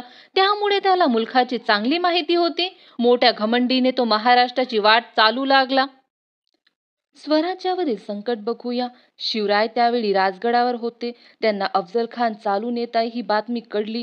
स्वराज्यावर मोठे संकट आले हे त्यांनी ओळखले, पण ते डगमगले नाही. त्यांनी विचार केला, खान कपटी, त्याची फौज मोठी, आपले राज्य लहान, आपले सैन्य लहान. उघड्या मैदानावर काही खानापुढे आपला निभाव लागणार नाही. त्याच्याशी युक्तीने सामना दिला पाहिजे असे शिवरायांनी ठरवले. ते राजगडावरून जिजामातेशी सल्लामसलत करून तसेच त्यांचा आशीर्वाद घेऊन निघाले आणि त्यांनी प्रतापगडाकडे कूच केले. यावरून कळते की कितीही मोठं संकट असेल तरी डगमगले नाही पाहिजे आणि आपलं पुढचं पाऊल शांतपणे आणि समजदारीने उचललं पाहिजे. या ठिकाणी आपल्याला प्रतापगड किल्ला दाखवला आहे. अफजल खानाचे डावपेच बघूया. शिवराय प्रतापगडावर गेले ही बातमी खानाला कळताच तो चिडला. त्याला माहीत होते प्रतापगडावर चालून जाणे सोपे नाही, कारण तो किल्ला होता डोंगराळ, भोवताली घनदाट जंगल होते, वाटेत उंच उंच डोंगर होते. फौजेला जायला चांगली वाट नव्हती, तोफा चढवायला मार्ग नव्हता, शिवाय तेथे जंगली जनावरांचा तर भयंकर सुळसुळाट. शिवरायांनी प्रतापगड खाली उतरून यावे म्हणून खानाने डावपेच खेळण्यास सुरुवात केली. तुळजापूर, पंढरपूर या देवस्थानांना उपद्रव दिला, रयतेचा खूप छळ केला. हे ऐकून तरी शिवराय प्रतापगड सोडतील व बाहेर येतील असा खानाचा डाव होता. शिवरायांनी खानाचा डाव ओळखला. त्यांनी प्रतापगड सोडलाच नाही. तेव्हा खानाने दुसरा डाव टाकला. प्रेमळपणाचे सोंग घेऊन त्याने शिवरायांना निरोप पाठवला. तुम्ही माझ्या मुलासारखे मला भेटायला या. आमचे किल्ले परत द्या. तुम्हाला मी आदिलशहाकडून सरदारकी देवितो. शेरास सव्वा शेर. खान आपल्याशी कपटी डाव खेळत आहे हे शिवरायांनी झटकन ओळखले. ते सावधगिरीने वागत होते. त्यांनी खानालाच प्रतापगडाखाली खेचून आणण्याचा निर्धार केला. त्यांनी खानाला निरोप पाठवला. खान साहेब, मी तुमचे किल्ले घेतले, मी अपराधी आहे, मला क्षमा करा. आपणच प्रतापगडाखाली भेटायला यावे. मला तिकडे येण्याची भीती वाटते. शिवरायांचा निरोप ऐकून अफजल खान हसला. वा, बहुत खुशी. आपली दाढी कुरवाडत तो म्हणाला. त्याला वाटले, या अफजल खानापुढे शिवाजीची काय बिशात. हा डरपोक माझ्याशी कसली लढाई खेळतो. आपणच जावे आणि भेटीत त्याला चिरडून टाकावे. बस. खान शिवरायांना प्रतापगडाखाली भेटायला तयार झाला. भेट ठरली. प्रतापगडाखालच्या माचीवर भेटण्याची जागा ठरली. दिवस ठरला. वेळ ठरली. भेटीच्या वेळी दोघांनी आपल्याबरोबर एक एक सेवक आणावा आणि आपले 10 अंगरक्षक ठरलेल्या ठिकाणी दूर ठेवावे असे ठरले. महाराजांनी खानासाठी चांगली वाट तयार करून घेतली. भेटीसाठी शानदार शामियाना उभारला. या ठिकाणी आपल्याला शिवराय अफजल खानाची भेट दाखवली आहे. शिवराय फार सावधगिरीने वागत होते. त्यांनी आपल्या सैन्याच्या निरनिराळ्या तुकड्या केल्या. जंगलात कोणी कोठे लपून राहायचे, काय करायचे याबद्दल त्यांना सूचना दिल्या. कडेकोट बंदोबस्त केला. खान कपटी आहे. शिवरायांनी त्याची भेट घेऊ नये असे त्यांना काही सल्लागारांनी सांगितले. पण शिवरायांनी खानाला भेटायचे नक्की ठरवले. भेटीची तारीख, भेटीचा दिवस उजाडला. सकाळी शिवरायांनी भवानी देवीचे दर्शन घेतले. थोड्या वेळाने त्यांनी पोशाख करण्यास सुरुवात केली. पायात सुरवार चढवली. अंगात चिलखत घातले. त्यावर जरीचे कुडते व अंगरखा घातला. डोक्यात जिरे टोप घातला. त्यावर मंदिल बांधला. डाव्या हाताच्या बोटात वाघ नखे चढवली. त्याच हाताच्या अस्तिनीत बिछवा लपवला. सोबत पट्टा घेतला. शिवराय खानाच्या भेटीसाठी असे तयार झाले. बाहेर सरदार उभे होते. शिवराय त्यांना म्हणाले, गड्यांनो, आपापली कामे नीट करा. भवानी या यश देणार आहे. पण समजा आमचे काही बरे वाईट झाले तर तुम्ही धीर सोडू नका. संभाजीराजांना गादीवर बसवा. मासाहेबांच्या आज्ञात वागा. स्वराज्य वाढवा. रयत सुखी करा. आम्ही निघालो. शिवराय निघाले. बरोबर वकीलपंताजी गोपीनाथ आणि जिजाजी महाल, संभाजी कावजी, येसाजी कंक, सिद्धी इब्राहिम इत्यादी 10 अंगरक्षक होते. खान शिवरायांच्या आधीच शामियानात येऊन बसला होता. मनोराज्य करत होता. त्याच्या शेजारी बडा सय्यद नावाचा त्याचा हत्यारबंद शिपाई उभा होता. तो पट्टा चालवण्यात मोठा पट्टाईत होता. शिवराय शामियानाच्या दाराजवळ आले. बडा सय्यदकडे पाहताच ते तेथेच उभे राहिले. खानाने महाराजांच्या वकिलांना विचारले, शिवाजीराजे आत का येत नाहीत? वकील म्हणाला, ते बडा सय्यदला भीतात. त्याला तेवढा दूर करा. बडा सय्यद दूर झाला. शिवराय आत गेले. खान उठून म्हणाला, या राजे, भेटा आम्हाला. अफजल खानाशी झटापट. महाराज सावधान होऊन पुढे झाले. खानाने शिवरायांना आलिंगन दिले. धिप्पाड खानापुढे शिवराय खुचे वाटत होते. शिवरायांचे मस्तक खानाच्या छातीवर आले. त्याच अर्धी खानाने शिवरायांना ठार करण्यासाठी त्यांची मान आपल्या डाव्या बगलेत दाबली आणि दुसऱ्या हाताने शिवरायांच्या कुशीत कट्यारीचा वार केला. शिवरायांच्या अंगावरील अंगरखा टरकन फाटला. अंगरख्याखाली चिलखत असल्यामुळे शिवराय बचावले. त्यांनी खानाचा डाव ओळखला. अत्यंत चपळाईने त्यांनी खानाच्या पोटावर वाघ नखांचा मारा केला. डाव्या हाताच्या अस्तिनीत लपवलेला बिछवा उजव्या हाताने काढून त्यांनी तो खसकन खानाच्या पोटात खुपसला. खानाची आतडी बाहेर पडली. खान कोसळला. एवढ्यात त्याचा वकील कृष्णाचे भास्कर पुढे आला. त्याने शिवरायांवर तलवारीचा वार केला. पण शिवरायांनी पट्ट्याच्या एका घावात त्याला ठार केले. ही घणाघणी ऐकून बडा सय्यद शामियानात घुसला. तो शिवरायांवर वार करण्यात एवढ्यात जिवाजी महाला धावून आला. बडा सय्यदचा वार आपल्या अंगावर घेऊन जिवाजी महालाने एका घावास त्या जागच्या जागी ठार केले. होता जीवा म्हणून वाचला शिवा अशी मनच रूढ झाली. बघा, होता जीवा म्हणून वाचला शिवा ही मन रूढ का झाली? कारण जिवाजी महालेने शिवाजी महाराजांवर येणारा वार आपल्या अंगावर घेतला आणि शिवरायांचा जीव वाचवला. म्हणून होता जीवा म्हणून वाचला शिवा ही म्हण पुढे रूढ झाली. अफजल खानाच्या फौजेची दानादान बघूया. विजयी शिवराय गडावर गेले. इशाऱ्याची तोफ झाली. शिवरायांचे सैन्य इशाऱ्याची वाटच बघत होते. तोफ होता झाडीत लपून राहिलेले शिवरायांचे सैन्य खानाच्या फौजेवर तुटून पडले. खानाच्या फौजा बेसावध होत्या. त्यांना पडायलाही वाट सापडेना. मराठ्यांनी जोराचा पाठलाग केला आणि खानाच्या फौजेचा धुव्वा उडवला. अफजल खानाचा मुलगा फाजल खान कसा बसा निसटला व विजापूरला पोहोचला. त्याने सांगितलेली बातमी ऐकून विजापुरात हाहाकार उडाला. विजापूरचा सर्वात बलाढ्य सरदार शिवरायांनी हा म्हणता धुळीस मिळवला. शिवरायांचे नाव सगळीकडे दुमदुमले. त्यांच्या पराक्रमाचे पोवाडे सह्याद्रीच्या कडे कपाऱ्यातून घुमू लागले. या ठिकाणी हा पाठ संपतो. आपण यावरचे प्रश्न बघूया. पहिली रिकामी जागा बघूया. अफजल खान 12 वर्ष रिकामी जागा सुभेदार होता. कुठचा? वाईचा. अफजल खान 12 वर्ष वाईचा सुभेदार होता. शिवरायांनी रिकामी जागा खाली उतरून यावे म्हणून खानाने डावपेच खेळण्यास सुरुवात केली. याचं उत्तर तुम्ही कमेंट करून सांगा. अफजल खानाने कोणता विडा उचलला? प्रेमळपणाचे सोंग घेऊन अफजल खानाने शिवरायांना कोणता निरोप पाठवला? या दोनही प्रश्नाचं उत्तर आपण पाठामध्ये बघितलं आहे. शिवरायांनी अफजल खानाशी युक्तीने सामना देण्याचे का ठरवले? याचं कारण बघूया आपण. शिवरायांनी अफजल खानाशी युक्तीने सामना देण्याचे ठरवले कारण शिवरायांनी विचार केला की खान कपटी आहे, त्याची फौज मोठी आहे, आपले राज्य लहान आहे, आपले सैन्य लहान आहे, उघड्या मैदानावर काही खानापुढे आपला निभाव लागणार नाही. म्हणून शिवरायांनी अफजल खानाशी युक्तीने सामना दिला पाहिजे असे ठरवले. दुसरा प्रश्न बघूया. अफजल खानाच्या भेटीला जाताना शिवराय आपल्या सरदारांना काय म्हणाले? बघूया उत्तर. अफजल खानाच्या भेटीला जाताना शिवराय आपल्या सरदारांना म्हणाले की गड्यांनो, आपापली कामे नीट करा. भवानी आई यश देणार आहे, पण समजा आमचे काही बरे वाईट झाले तर तुम्ही धीर सोडू नका. संभाजीराजांना गादीवर बसवा. मासाहेबांच्या आज्ञेत वागा. स्वराज्य वाढवा. रयत सुखी करा. आम्ही निघालो. समोरचा प्रश्न बघूया. शिवराय प्रतापगडावर गेले ही बातमी खानाला कळताच तो चिडला. कारण शिवराय प्रतापगडावर गेले ही बातमी खानाला कळताच तो चिडला. कारण त्याला माहीत होते की प्रतापगडावर चालून जाणे सोपे नाही. कारण तो किल्ला होता डोंगराळ, भोवताली घनदाट जंगल होते, वाटेत उंच उंच डोंगर होते, फौजेला जायला चांगली वाट नव्हती, तोफा चढवायला मार्ग नव्हता, शिवाय ते जंगली जनावरांचा तर भयंकर सुळसुळाट. म्हणून शिवराय प्रतापगडावर गेले ही बातमी खानाला कळताच तो चिडला. समोरचा प्रश्न बघूया.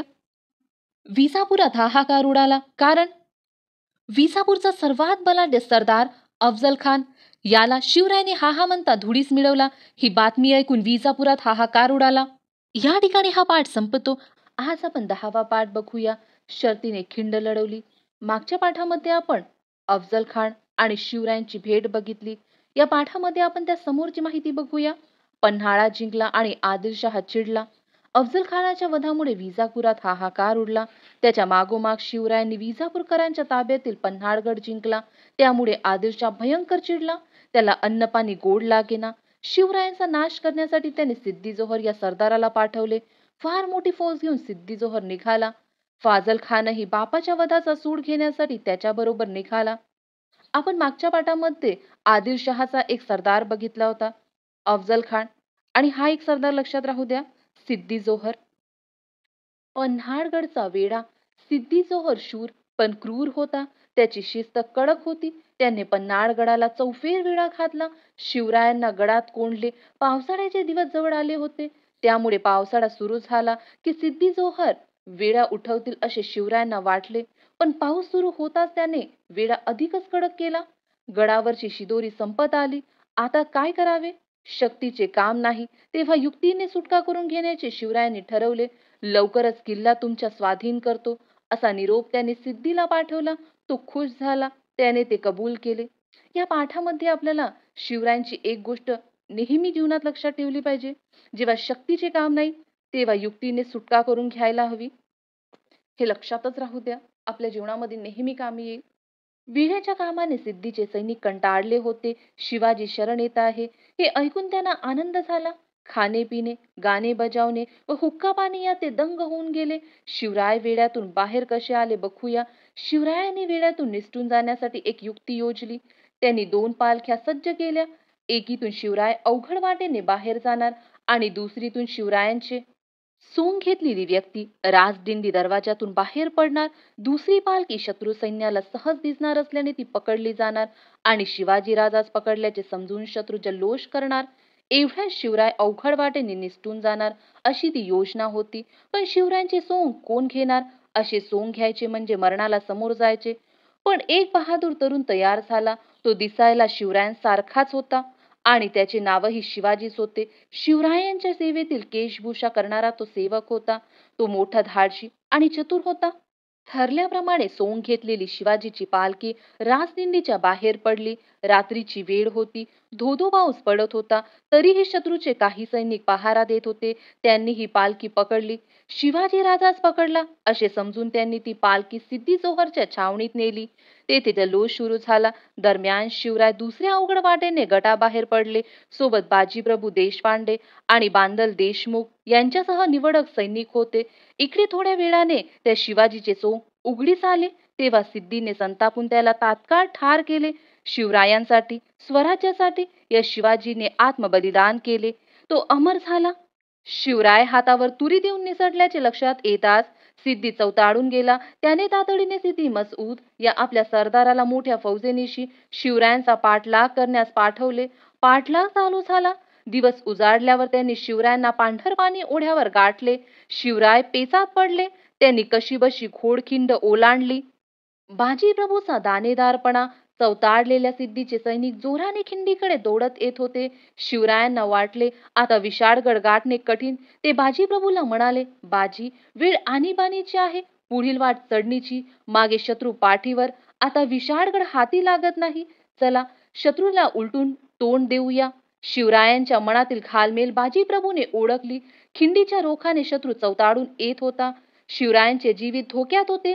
सारे स्वराज्य धोक्यात होते. बाजीप्रभूने शिवरायांना कडकडीने सांगितले, महाराज, तुम्ही थोडे सैनिक घेऊन विशाळगडाकडे चला. उरलेल्या सैनिकांसह मी खिंडीत उभा राहतो. महाराज, मी मरेन पण शत्रूला खिंड चढू देणार नाही. एक बाजी गेला तर तुम्हाला दुसरा मिळेल. पण देशाला शिवाजी महाराजांची गरज आहे. गनिमांची संख्या अफाट आहे. आपण थोडे आहोत. येथे आपला निभाव लागणार नाही. तुम्ही येथे थांबू नका. आम्ही खिंड रोखून धरतो. गनिमाला आम्ही येथेच थोपवून धरू. तुम्ही गडावर पोहोचेपर्यंत आम्ही येथे शत्रूला अडवून धरू. तुम्ही निर्धास्तपणे जा. बाजीप्रभूची स्वामी भक्ती बघून शिवराय गहिवरले. बाजीसारखा मोहरा इरेला घालणे त्यांच्या जीवावर आले होते. पण त्यांना स्वराज्याचे ध्येय गाठायचे होते. त्यांनी मन आवरले. शिवराय बाजीला प्रेमाने भेटले व म्हणाले, आम्ही गडावर जातो. तेथे पोहोचताच तोफांचे आवाज होतील. मग ताबडतोब खिंड सोडून तुम्ही निघून या. बाजीने शत्रूला रोखले. बाजीप्रभूला खिंडीत मागे ठेवून शिवराय विशाळगडाकडे निघाले. बाजीने शिवरायांच्या पाठमोऱ्या मूर्तीला लावून मुजरा केला. मग त्याने आपल्या हातात समशेर घेतली आणि तो खिंडीच्या तोंडाशी उभा राहिला. त्याने मावळ्यांच्या तुकड्या पाडल्या. त्यांना जागा नेमून दिल्या. मावळ्यांनी दगडगोटे जमा केले आणि ते आपापल्या जागी तयारीने उभे राहिले. खिंडीच्या तोंडावर मावळ्यांची पोलादी फडी तयार झाली. इतक्या शत्रूंच्या युद्ध गर्जना ऐकू आल्या. शत्रू खिंडीखाली आला होता. बाजी मावळ्यांना म्हणाला, बहादूर मर्दांनो, हुशार, जीव गेला तरी जागा सोडू नका. गनिमांना खिंड चढू देऊ नका. बाजी प्रभू आणि त्याचे मावळे खिंडीच्या तोंडाशी पाय रोवून उभे ठाकले. खिंडीतली वाट बिकट व नागमोडी होती. एका वेळी 3-4 माणसे कशीबशी वर चढू शकत. तिकडे शिवराय विशाळगडाकडे वाऱ्यासारखे धावत होते. विशाळगडाचा पायथा अजून दूर होता. गडावर पोहोचण्यासाठी शिवरायांना 1.5-2 तास हवे होते. तेवढा वेळ बाजीने खिंड अडवून ठेवल्यास शिवरायांचे काम फते होणार होते. खिंडीतील झुंज बघूया. इकडे खिंडे शर्तीची झुंज सुरू झाली. शत्रू खिंड चढू लागला. शत्रूची पहिली तुकडी खिंडीवर येऊन धडकली. मावळ्यांनी शत्रूवर दगडांचा वर्षाव सुरू केला. दगड थोंड्याचा मारा करण्यास मावळे पट्टाईत. त्यांनी सराईतपणाने मारहाणी सुरू केली. शिवरायांच्या मावळ्यांनी कित्येक गनिमांना टिपले. कित्येकांची डोकी फुटली. पहिली तुकडी नामोहरम झाली. मागे हटली. पुन्हा दुसरी तुकडी नेटाने खिंड चढू लागली. बाजीप्रभू ओरडला, हाना मारा. मावळ्यांना स्फुरण चढले. हर हर महादेव अशी गर्जना करत ते शत्रूंवर तुटून पडले. पुन्हा दगडांचा वर्षाव सुरू झाला. शत्रू धडाधड कोसळू लागला. बाजी बेहोश होऊन ओरडला, शाब्बास माझ्या पठ्ठ्यांनो, फेका आणखी दगड. ठेचा गनिमांना. होऊ द्या जोराचा मारा. शाब्बास तुमची. दुसऱ्या तुकडीचा निकाल लागला. तिकडे शिवराय विशाळगडाकडे घोडदौड करत होते. गडाचा पायथा जवळ येत होता. प्रत्येक क्षण महत्वाचा होता. विशाळगडाच्या पायथ्याशीही शत्रूचा वेढा होता. शिवरायांनी आपल्या निवडक साथीदारांसह शत्रूच्या मोर्चावर हल्ला चढवला. शत्रूबरोबर झुंज देत शिवराय पुढे सरकले. ते आपल्या मावळ्यांसह शत्रूची कोंडी फोडून विशाळगडाच्या पायथ्याकडे धाव घेत होते. बाजीचा पराक्रम बघूया. इकडे घोडखिंडी शर्तीची झुंज अजून चालू होती. सिद्धी मसऊद चिडला होता. त्याची तिसरी तुकडी खिंड चढू लागली. मराठ्यांनी शौर्याची शर्त केली. शत्रूने बाजीप्रभूवर हल्ला चढवला. बाजीला घेरले. बाजी त्वेषाने लढू लागला. पराक्रमाची शर्त केली. बाजीच्या अंगावर अनेक वार झाले. जागोजागी जखमा झाल्या. अंगातून रक्ताच्या धारा वाहू लागल्या. तरीही त्याने खिंडीचे तोंड सोडले नाही. त्याचा सारा देह रक्ताने नहाळून निघाला, पण तो मागे हटला नाही. मध्येच त्याने ओरडून मावळ्यांना सूचना दिली. मावळ्यांनी शत्रूवर निकराचा मारा केला. शत्रू हटला. बाजीप्रभू घायाळ झाला होता. तरीही मावळ्यांना झुंज चालू ठेवण्यास तो बजावत होता. त्याचे सारे लक्ष तोफांच्या आवाजाकडे होते. ती पावनखिंड. एवढ्या तोफांचा आवाज कडाडला. तोफाचा आवाज धारातीर्थ कोसळलेल्या बाजीच्या कानी पडला. महाराज गडावर पोहोचले. मी माझी चाकरी बजावली. आता मी सुखाने मरतो, असे म्हणून त्या स्वामी भक्त बाजीप्रभूने प्राण सोडला. ही वार्ता विशाळ गडावर महाराजांना समजली. तेव्हा त्यांना मोठे दुःख झाले आणि ते म्हणाले, बाजीप्रभू देशपांडे स्वराज्यासाठी धारातीर्थ पडले. बांदलांच्या लोकांनी युद्धाची शर्त केली. बाजीप्रभू सारखे देशभक्त होते म्हणून स्वराज्याचे पाऊल पुढे पडले. त्या स्वामीनिष्ठांच्या रक्ताने घोडखिंड पावन झाली. पावनखिंड या नावानेच इतिहासात ती अमर झाली. धन्य ते वीर आणि धन्य धन्य तो बाजीप्रभू. या ठिकाणी हा पाठ संपतो. आपण यावरचे प्रश्न बघूया. पहिला प्रश्न आहे, रिकाम्या जागी योग्य शब्द लिहायचा आहे. सिद्धी जोहरने रिकामी जागा गडाला चौफेर वेढा घातला. कोणत्या गडाला हे तुम्ही मला कमेंट करून सांगा. बाजीप्रभूची रिकामी जागा बघून शिवराय गहिवरले. काय? स्वामी भक्ती. बाजीप्रभूची स्वामी भक्ती बघून शिवराय गहिवरले. घोडखिंड रिकामी जागा या नावानेच इतिहासात अमर झाली. आत्ताच बघितलं आपण. पावनखिंड, घोडखिंड, पावनखिंड या नावानेच इतिहासात अमर झाली. शिवरायांनी पन्हाळगडच्या वेड्यातून सुटका करून घेण्यासाठी सिद्धीला कोणता निरोप पाठवला बघूया आपण. लवकरच किल्ला तुमच्या स्वाधीन करतो, असा निरोप शिवरायांनी सिद्धीला पाठवला. पन्हाळगडाच्या वेड्यातून शिवराय निसटून जाण्यासाठी त्यांचे सोंग कोणी घेतले? त्याचं नाव शिवाजीच होते. आणि तो कोण होता बघूया. शिवाजी शिवरायांच्या सेवेतील केशभूषा करणारा तो सेवक होता. हे लक्षात राहू द्या. समोरचा प्रश्न बघूया. सिद्धी जोहर का चौताळला? कारण सिद्धी जोहरच्या वेढ्यातून शिवराय निसटले, त्यामुळे सिद्धी जोहर चौताळला. विशाळगडाकडे जाताना शिवराय बाजीप्रभूला काय म्हणाले बघूया. विशाळगडाकडे शिवराय जाताना बाजीप्रभूला म्हणाले, बाजी, वेळ आणीबाणीची आहे, पुढील वाट चढणीची. मागे शत्रू पाठीवर. आता विशाळगड हाती लागत नाही. चला शत्रूला उलटून तोंड देऊया. पन्हाळगडाच्या वेढ्यातून बाहेर पडण्यासाठी शिवरायांनी कोणती युक्ती योजली बघूया उत्तर आपण. शिवरायांनी पन्हाळगडच्या वेढ्यातून निसटून जाण्यासाठी एक युक्ती योजली. त्यांनी 2 पालख्या सज्ज केल्या.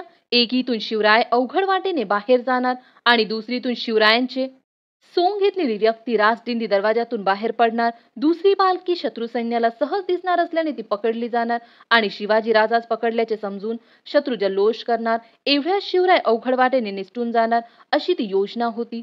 समोरचा प्रश्न बघूया. बाजीप्रभूने शत्रूला घोडखिंडीत रोखण्यासाठी कोणती योजना आखली? कारणे लिहा. आदिलशहा भयंकर चिडला. याचं कारण आपण बघूया. आदिलशहा भयंकर चिडला कारण अफजल खानाच्या वधामुळे विजापुरात हाहाकार उडला. त्याच्या मागोमाग शिवरायांनी विजापूरकरांच्या ताब्यातील पन्हाळगड जिंकला. त्यामुळे आदिलशहा भयंकर चिडला. शिवरायांच्या सेवेमध्ये शिवाजी अमर झाला. कारण शिवरायांना वाचवण्यासाठी, स्वराज्य वाचवण्यासाठी शिवाजीने आत्मबलिदान दिले आणि तो अमर झाला. पावनखिंड इतिहासात अमर झाली कारण शिवराय यांना वाचवण्यासाठी बाजीप्रभू यांनी घोडखिंड या ठिकाणी शत्रू सैन्याला अडवून धरले आणि आपले रक्त वाहिलं. त्या स्वामीनिष्ठाच्या रक्ताने घोडखिंड पावन झाली, म्हणून घोडखिंड पावनखिंड या नावानेच इतिहासात अमर झाली. या ठिकाणी हा पाठ संपतो. आज आपण 11वा पाठ बघूया. शाहिस्ता खानाची फजिती. या पाठामध्ये आपण शाहिस्ता खान कोण आहे, शाहिस्ता खान आणि शिवरायांबद्दल माहिती बघणार आहोत. चला तर मग बघूया. शाहिस्ता खानाची स्वारी. विजापूरच्या आदिलशहाने जंगजंग पछाडले, पण शिवरायांपुढे त्याचे काही चालले नाही. त्याच्या प्रत्येक सरदाराला शिवरायांनी चांगलाच हात दाखवला. शेवटी आदिलशहा नरम झाला. त्याने शिवरायांशी तह केला आणि त्यांचे स्वतंत्र राज्य मान्य केले. यामुळे काही काळ दक्षिणेची बाजू सुरक्षित झाली. मग शिवराय उत्तरेतील मुघलांकडे वळले. मुघलांच्या स्वाऱ्यांनी महाराष्ट्राची धुळधाण उडाली होती. त्यावेळी दिल्लीला औरंगजेब हा मुघल बादशहा होता. त्याच्या मुलखावर शिवरायांनी स्वाऱ्या केल्या. त्यामुळे बादशहा चिडला. त्याने आपला मामा शाहिस्ता खान याला शिवरायांवर पाठवले. शाहिस्ता खान कोण होता? तो औरंगजेबाचा मामा होता. तो पुण्यावर चालून आला. त्याच्याबरोबर 5,00,000 सैन्य होते. शेकडो हत्ती, उंट आणि तोफा होत्या. शिरवळ, शिवापूर, सासवड अशी गावे घेत घेत शाहिस्ता खान आला. त्याने पुरंदर किल्ल्याला वेढा दिला. तो पुढे पुढेच येत होता. पण एकदा मात्र डोंगराच्या खिंडीत मराठ्यांनी त्याला गाठले. मराठे अतिशय चपळ. भीमथडी तटावर बसणारे, चटणी भाकरी खावी, अंगावर घोंगडी टाकावी आणि वाऱ्याच्या वेगाने डोंगरदऱ्यातून धावपळ करावी, यात मराठे फार पट्टाईत. मराठ्यांच्या गनिमी काव्यामुळे शाहिस्ता खानाचे सैन्य हैराण झाले. कंटाळून त्याने पुरंदरचा वेढा उठवला. फिरंगोजी नरसाडा कोण होते बघूया आपण. मग शाहिस्ता खान पुण्याकडे वळला. प्रथम त्याने चाकणचा किल्ला घेतला. चाकणच्या किल्ल्यात फिरंगोजी नरसाड्याने मोठ्या मर्दुमकीने शाहिस्ते खानाशी मुकाबला केला. 2 महिने फिरंगोजीने किल्ला लढवला, पण शाहिस्ते खानाच्या तोफांपुढे त्याचा टिकाव लागला नाही. फिरंगोजी नरसाड्याच्या शौर्यावर शाहिस्ता खान खुश झाला. त्याने त्याला बादशाही चाकरीचे आमिष दाखवले, पण फिरंगोजी बदलला नाही. लाल महालात शाहिस्ता खान पुण्यात आला. त्याने शिवरायांच्या लाल महालात मुक्काम ठोकला. त्याच्या फौजेने लाल महालाभोवती तड दिला. 1 वर्ष गेले, दुसरे गेले, पण खान काही लाल महालातून हटेना. उलट तो अधूनमधून आपली फौज भोवतालच्या मुलखात पाठवी, रयतेची गुरे ओढून आणी, शेतीची नासधूस करी. अशा रीतीने त्याने पुण्याच्या भोवतालचा मुलूक उद्ध्वस्त केला. धाडशी बेत, शाहिस्ता खानाची खोड मोडायचीच असे शिवरायांनी ठरवले. खान लाल महाल बडकावून बसला होता. लाल महाल कोणाचा होता? शिवरायांचा होता. आणि खान त्याला बडकावून बसला होता. हे एका दृष्टीने शिवरायांना सोयीचेच होते, कारण त्या वाड्यातील खोल्या, दालने, खिडक्या, दारे, वाटा, चोरवाटा यांची शिवरायांना सारी काही माहिती होती. शिवाय शिवरायांचे हुशार खानाच्या गोटात शिरलेले होतेच. खुश शाहिस्ता खानाच्या महालात मध्यरात्री शिरावे आणि त्याला उडवावे, असा शिवरायांनी बेत केला. किती धाडशी बेत होता हा. महालात शिरायला मुंगीलाही वाव नव्हता. लाल महालाभोवती 5,00,000 फौजेचा खडा पहारा होता. हत्यारबंद मराठ्यांना गावात यायला शाहिस्ता खानाने मनाई केली होती. पण शिवरायांचा निर्धार एकदा झाला म्हणजे झाला. शिवरायांनी एक दिवस निश्चित केला. तारीख 5 एप्रिल 1663 ची रात्र. वाजत गाजत लग्नाची वरात चालली होती. पुढे चंद्रज्योती जळत होत्या. शेकडो स्त्री पुरुष नटून थटून चालले होते. कोणी पालख्यात, कोणी मेन्यात, तर कोणी पायी. शिवराय आपली माणसे घेऊन त्या वरातीत शिरले होते. वरात पुढे निघून गेली. सर्वत्र सामसूम झाली. शिवराय आणि त्यांची माणसे लाल महालाच्या भिंतीकडे सरकली. यावेळी शाहिस्ता खान गाढ झोपला होता. या चित्रामध्ये आपल्याला शिवरायांचा शाहिस्ता खानावर हल्ला दाखवला आहे. शाहिस्ता खानाची खोड मोडली. वाड्याच्या भिंतीला भगदड पाडून शिवराय आत शिरले. त्यांचा स्वतःचाच वाडा तो. त्यांना त्याचा कानाकोपरा माहीत होता. खानाचे पहारेकरी पेंगत होते. शिवरायांच्या माणसांनी त्यांना बांधून टाकले. शिवराय आणखी आत शिरले. इतक्यात कोणीतरी तलवार घेऊन त्यांच्यावर धावून आला. शिवरायांनी त्याला ठार केले. त्यांना वाटले शाहिस्ता खान असावा, पण तो त्याचा मुलगा होता. गडबड झाली. लोक जागे झाले. शिवराय थेट खानाच्या झोपण्याच्या महालात गेले. त्यांनी समशेर उपसली. शाहिस्ता खान घाबरला. सैतान सैतान म्हणून ओरडत खिडकी वाटे पळू लागला. शिवराय त्याच्या मागोमाग धावले. शाहिस्ता खान खिडकी वाटे बाहेर उडी टाकणार, तो शिवरायांनी त्याच्यावर वार केला. खानाची 3 बोटे कापली गेली. प्राणावर आले ते बोटावर निभावले. खान खिडकीतून उडी टाकून पळाला. शिवाजी आला, धावा धावा, पकडा त्याला, असे मुद्दाम फसवण्यासाठी म्हणत शिवराय आणि त्यांची माणसे ओरडत पळत सुटली. खानाची माणसे ही घाबरून पळत होती. शिवराय आणि त्यांची माणसे सिंहगडाकडे निघून गेली. खानाची माणसे शिवरायांना रात्रभर शोधतच राहिले. शाहिस्ता खानाने तर हायच खाल्ले. आज बोटे तुटली, उद्या आपले शिर शिवाजी कापून नेल, अशी भीती त्याला वाटू लागली. औरंगजेब बादशहाला हा प्रकार समजताच त्याला भयंकर राग आला. तो शाहिस्ता खानावर नाराज झाला. त्याने फरमान काढून खानाची रवानगी बंगालमध्ये केली. मुघल सत्तेला बसलेला हा पहिला तडाखा मोठा जबरदस्त होता. शिवराय फतेह होऊन आले. तोफा उडल्या. साऱ्या महाराष्ट्रात आनंदी आनंद झाला. या ठिकाणी हा पाठ संपतो. या पाठामध्ये आपल्याला काय लक्षात ठेवायचं आहे? शिवराय, शाहिस्ता खान आणि औरंगजेब, या प्रकारे हे 3 नाव लिहून ठेवा. शिवरायांच्या काळामध्ये उत्तरेमध्ये कोणता मुघल बादशहा होता? औरंगजेब. आपण यावरचे काही प्रश्न बघूया. पहिला प्रश्न, रिकाम्या जागी कंसातील योग्य पर्याय लिहायचा आहे. शाहिस्ता खानाने रिकामी जागा किल्ल्याला वेढा दिला. कोणत्या? पुरंदर किल्ल्याला. शाहिस्ता खानाने पुरंदर किल्ल्याला वेढा दिला. शाहिस्ता खानाने पुण्यात रिकामी जागा मुक्काम ठोकला. कुठे? लाल महालात. शाहिस्ता खानाने पुण्यात लाल महालात मुक्काम ठोकला. औरंगजेब बादशहाने शाहिस्ता खानाची रवानगी कुठे केली? बंगालमध्ये केली. शाहिस्ता खान कोणती गावे घेत घेत पुण्याला आला? हा प्रश्न महत्वाचा नाही आपल्यासाठी. शाहिस्ता खानाचे सैन्य हैराण का झाले? याचं उत्तर बघूया आपण. या ठिकाणी उत्तर दिलं आहे बघा. मराठ्यांच्या गनिमी काव्यामुळे शाहिस्ता खानाचे सैन्य हैराण झाले. समोरचा प्रश्न बघूया. शाहिस्ता खानाला कोणती भीती वाटू लागली याचं उत्तर बघूया. आज बोटे तुटली, उद्या आपले शिर शिवाजी कापून नेईल अशी शाहिस्ता खानाला भीती वाटू लागली. समोरचा प्रश्न बघूया. औरंगजेब बादशहा शिवरायांवर चिडला कारण शिवरायांनी औरंगजेब बादशहाच्या मुलखावर स्वाऱ्या केल्या, त्यामुळे औरंगजेब बादशहा शिवरायांवर चिडला. शाहिस्ता खान खिडकी वाटे पळू लागला कारण शिवरायांनी शाहिस्ता खानाच्या महालामध्ये घुसून त्याला ठार करण्यासाठी वार केला, त्यामुळे शाहिस्ता खान खिडकी वाटे पळू लागला. या ठिकाणी हा पाठ संपतो.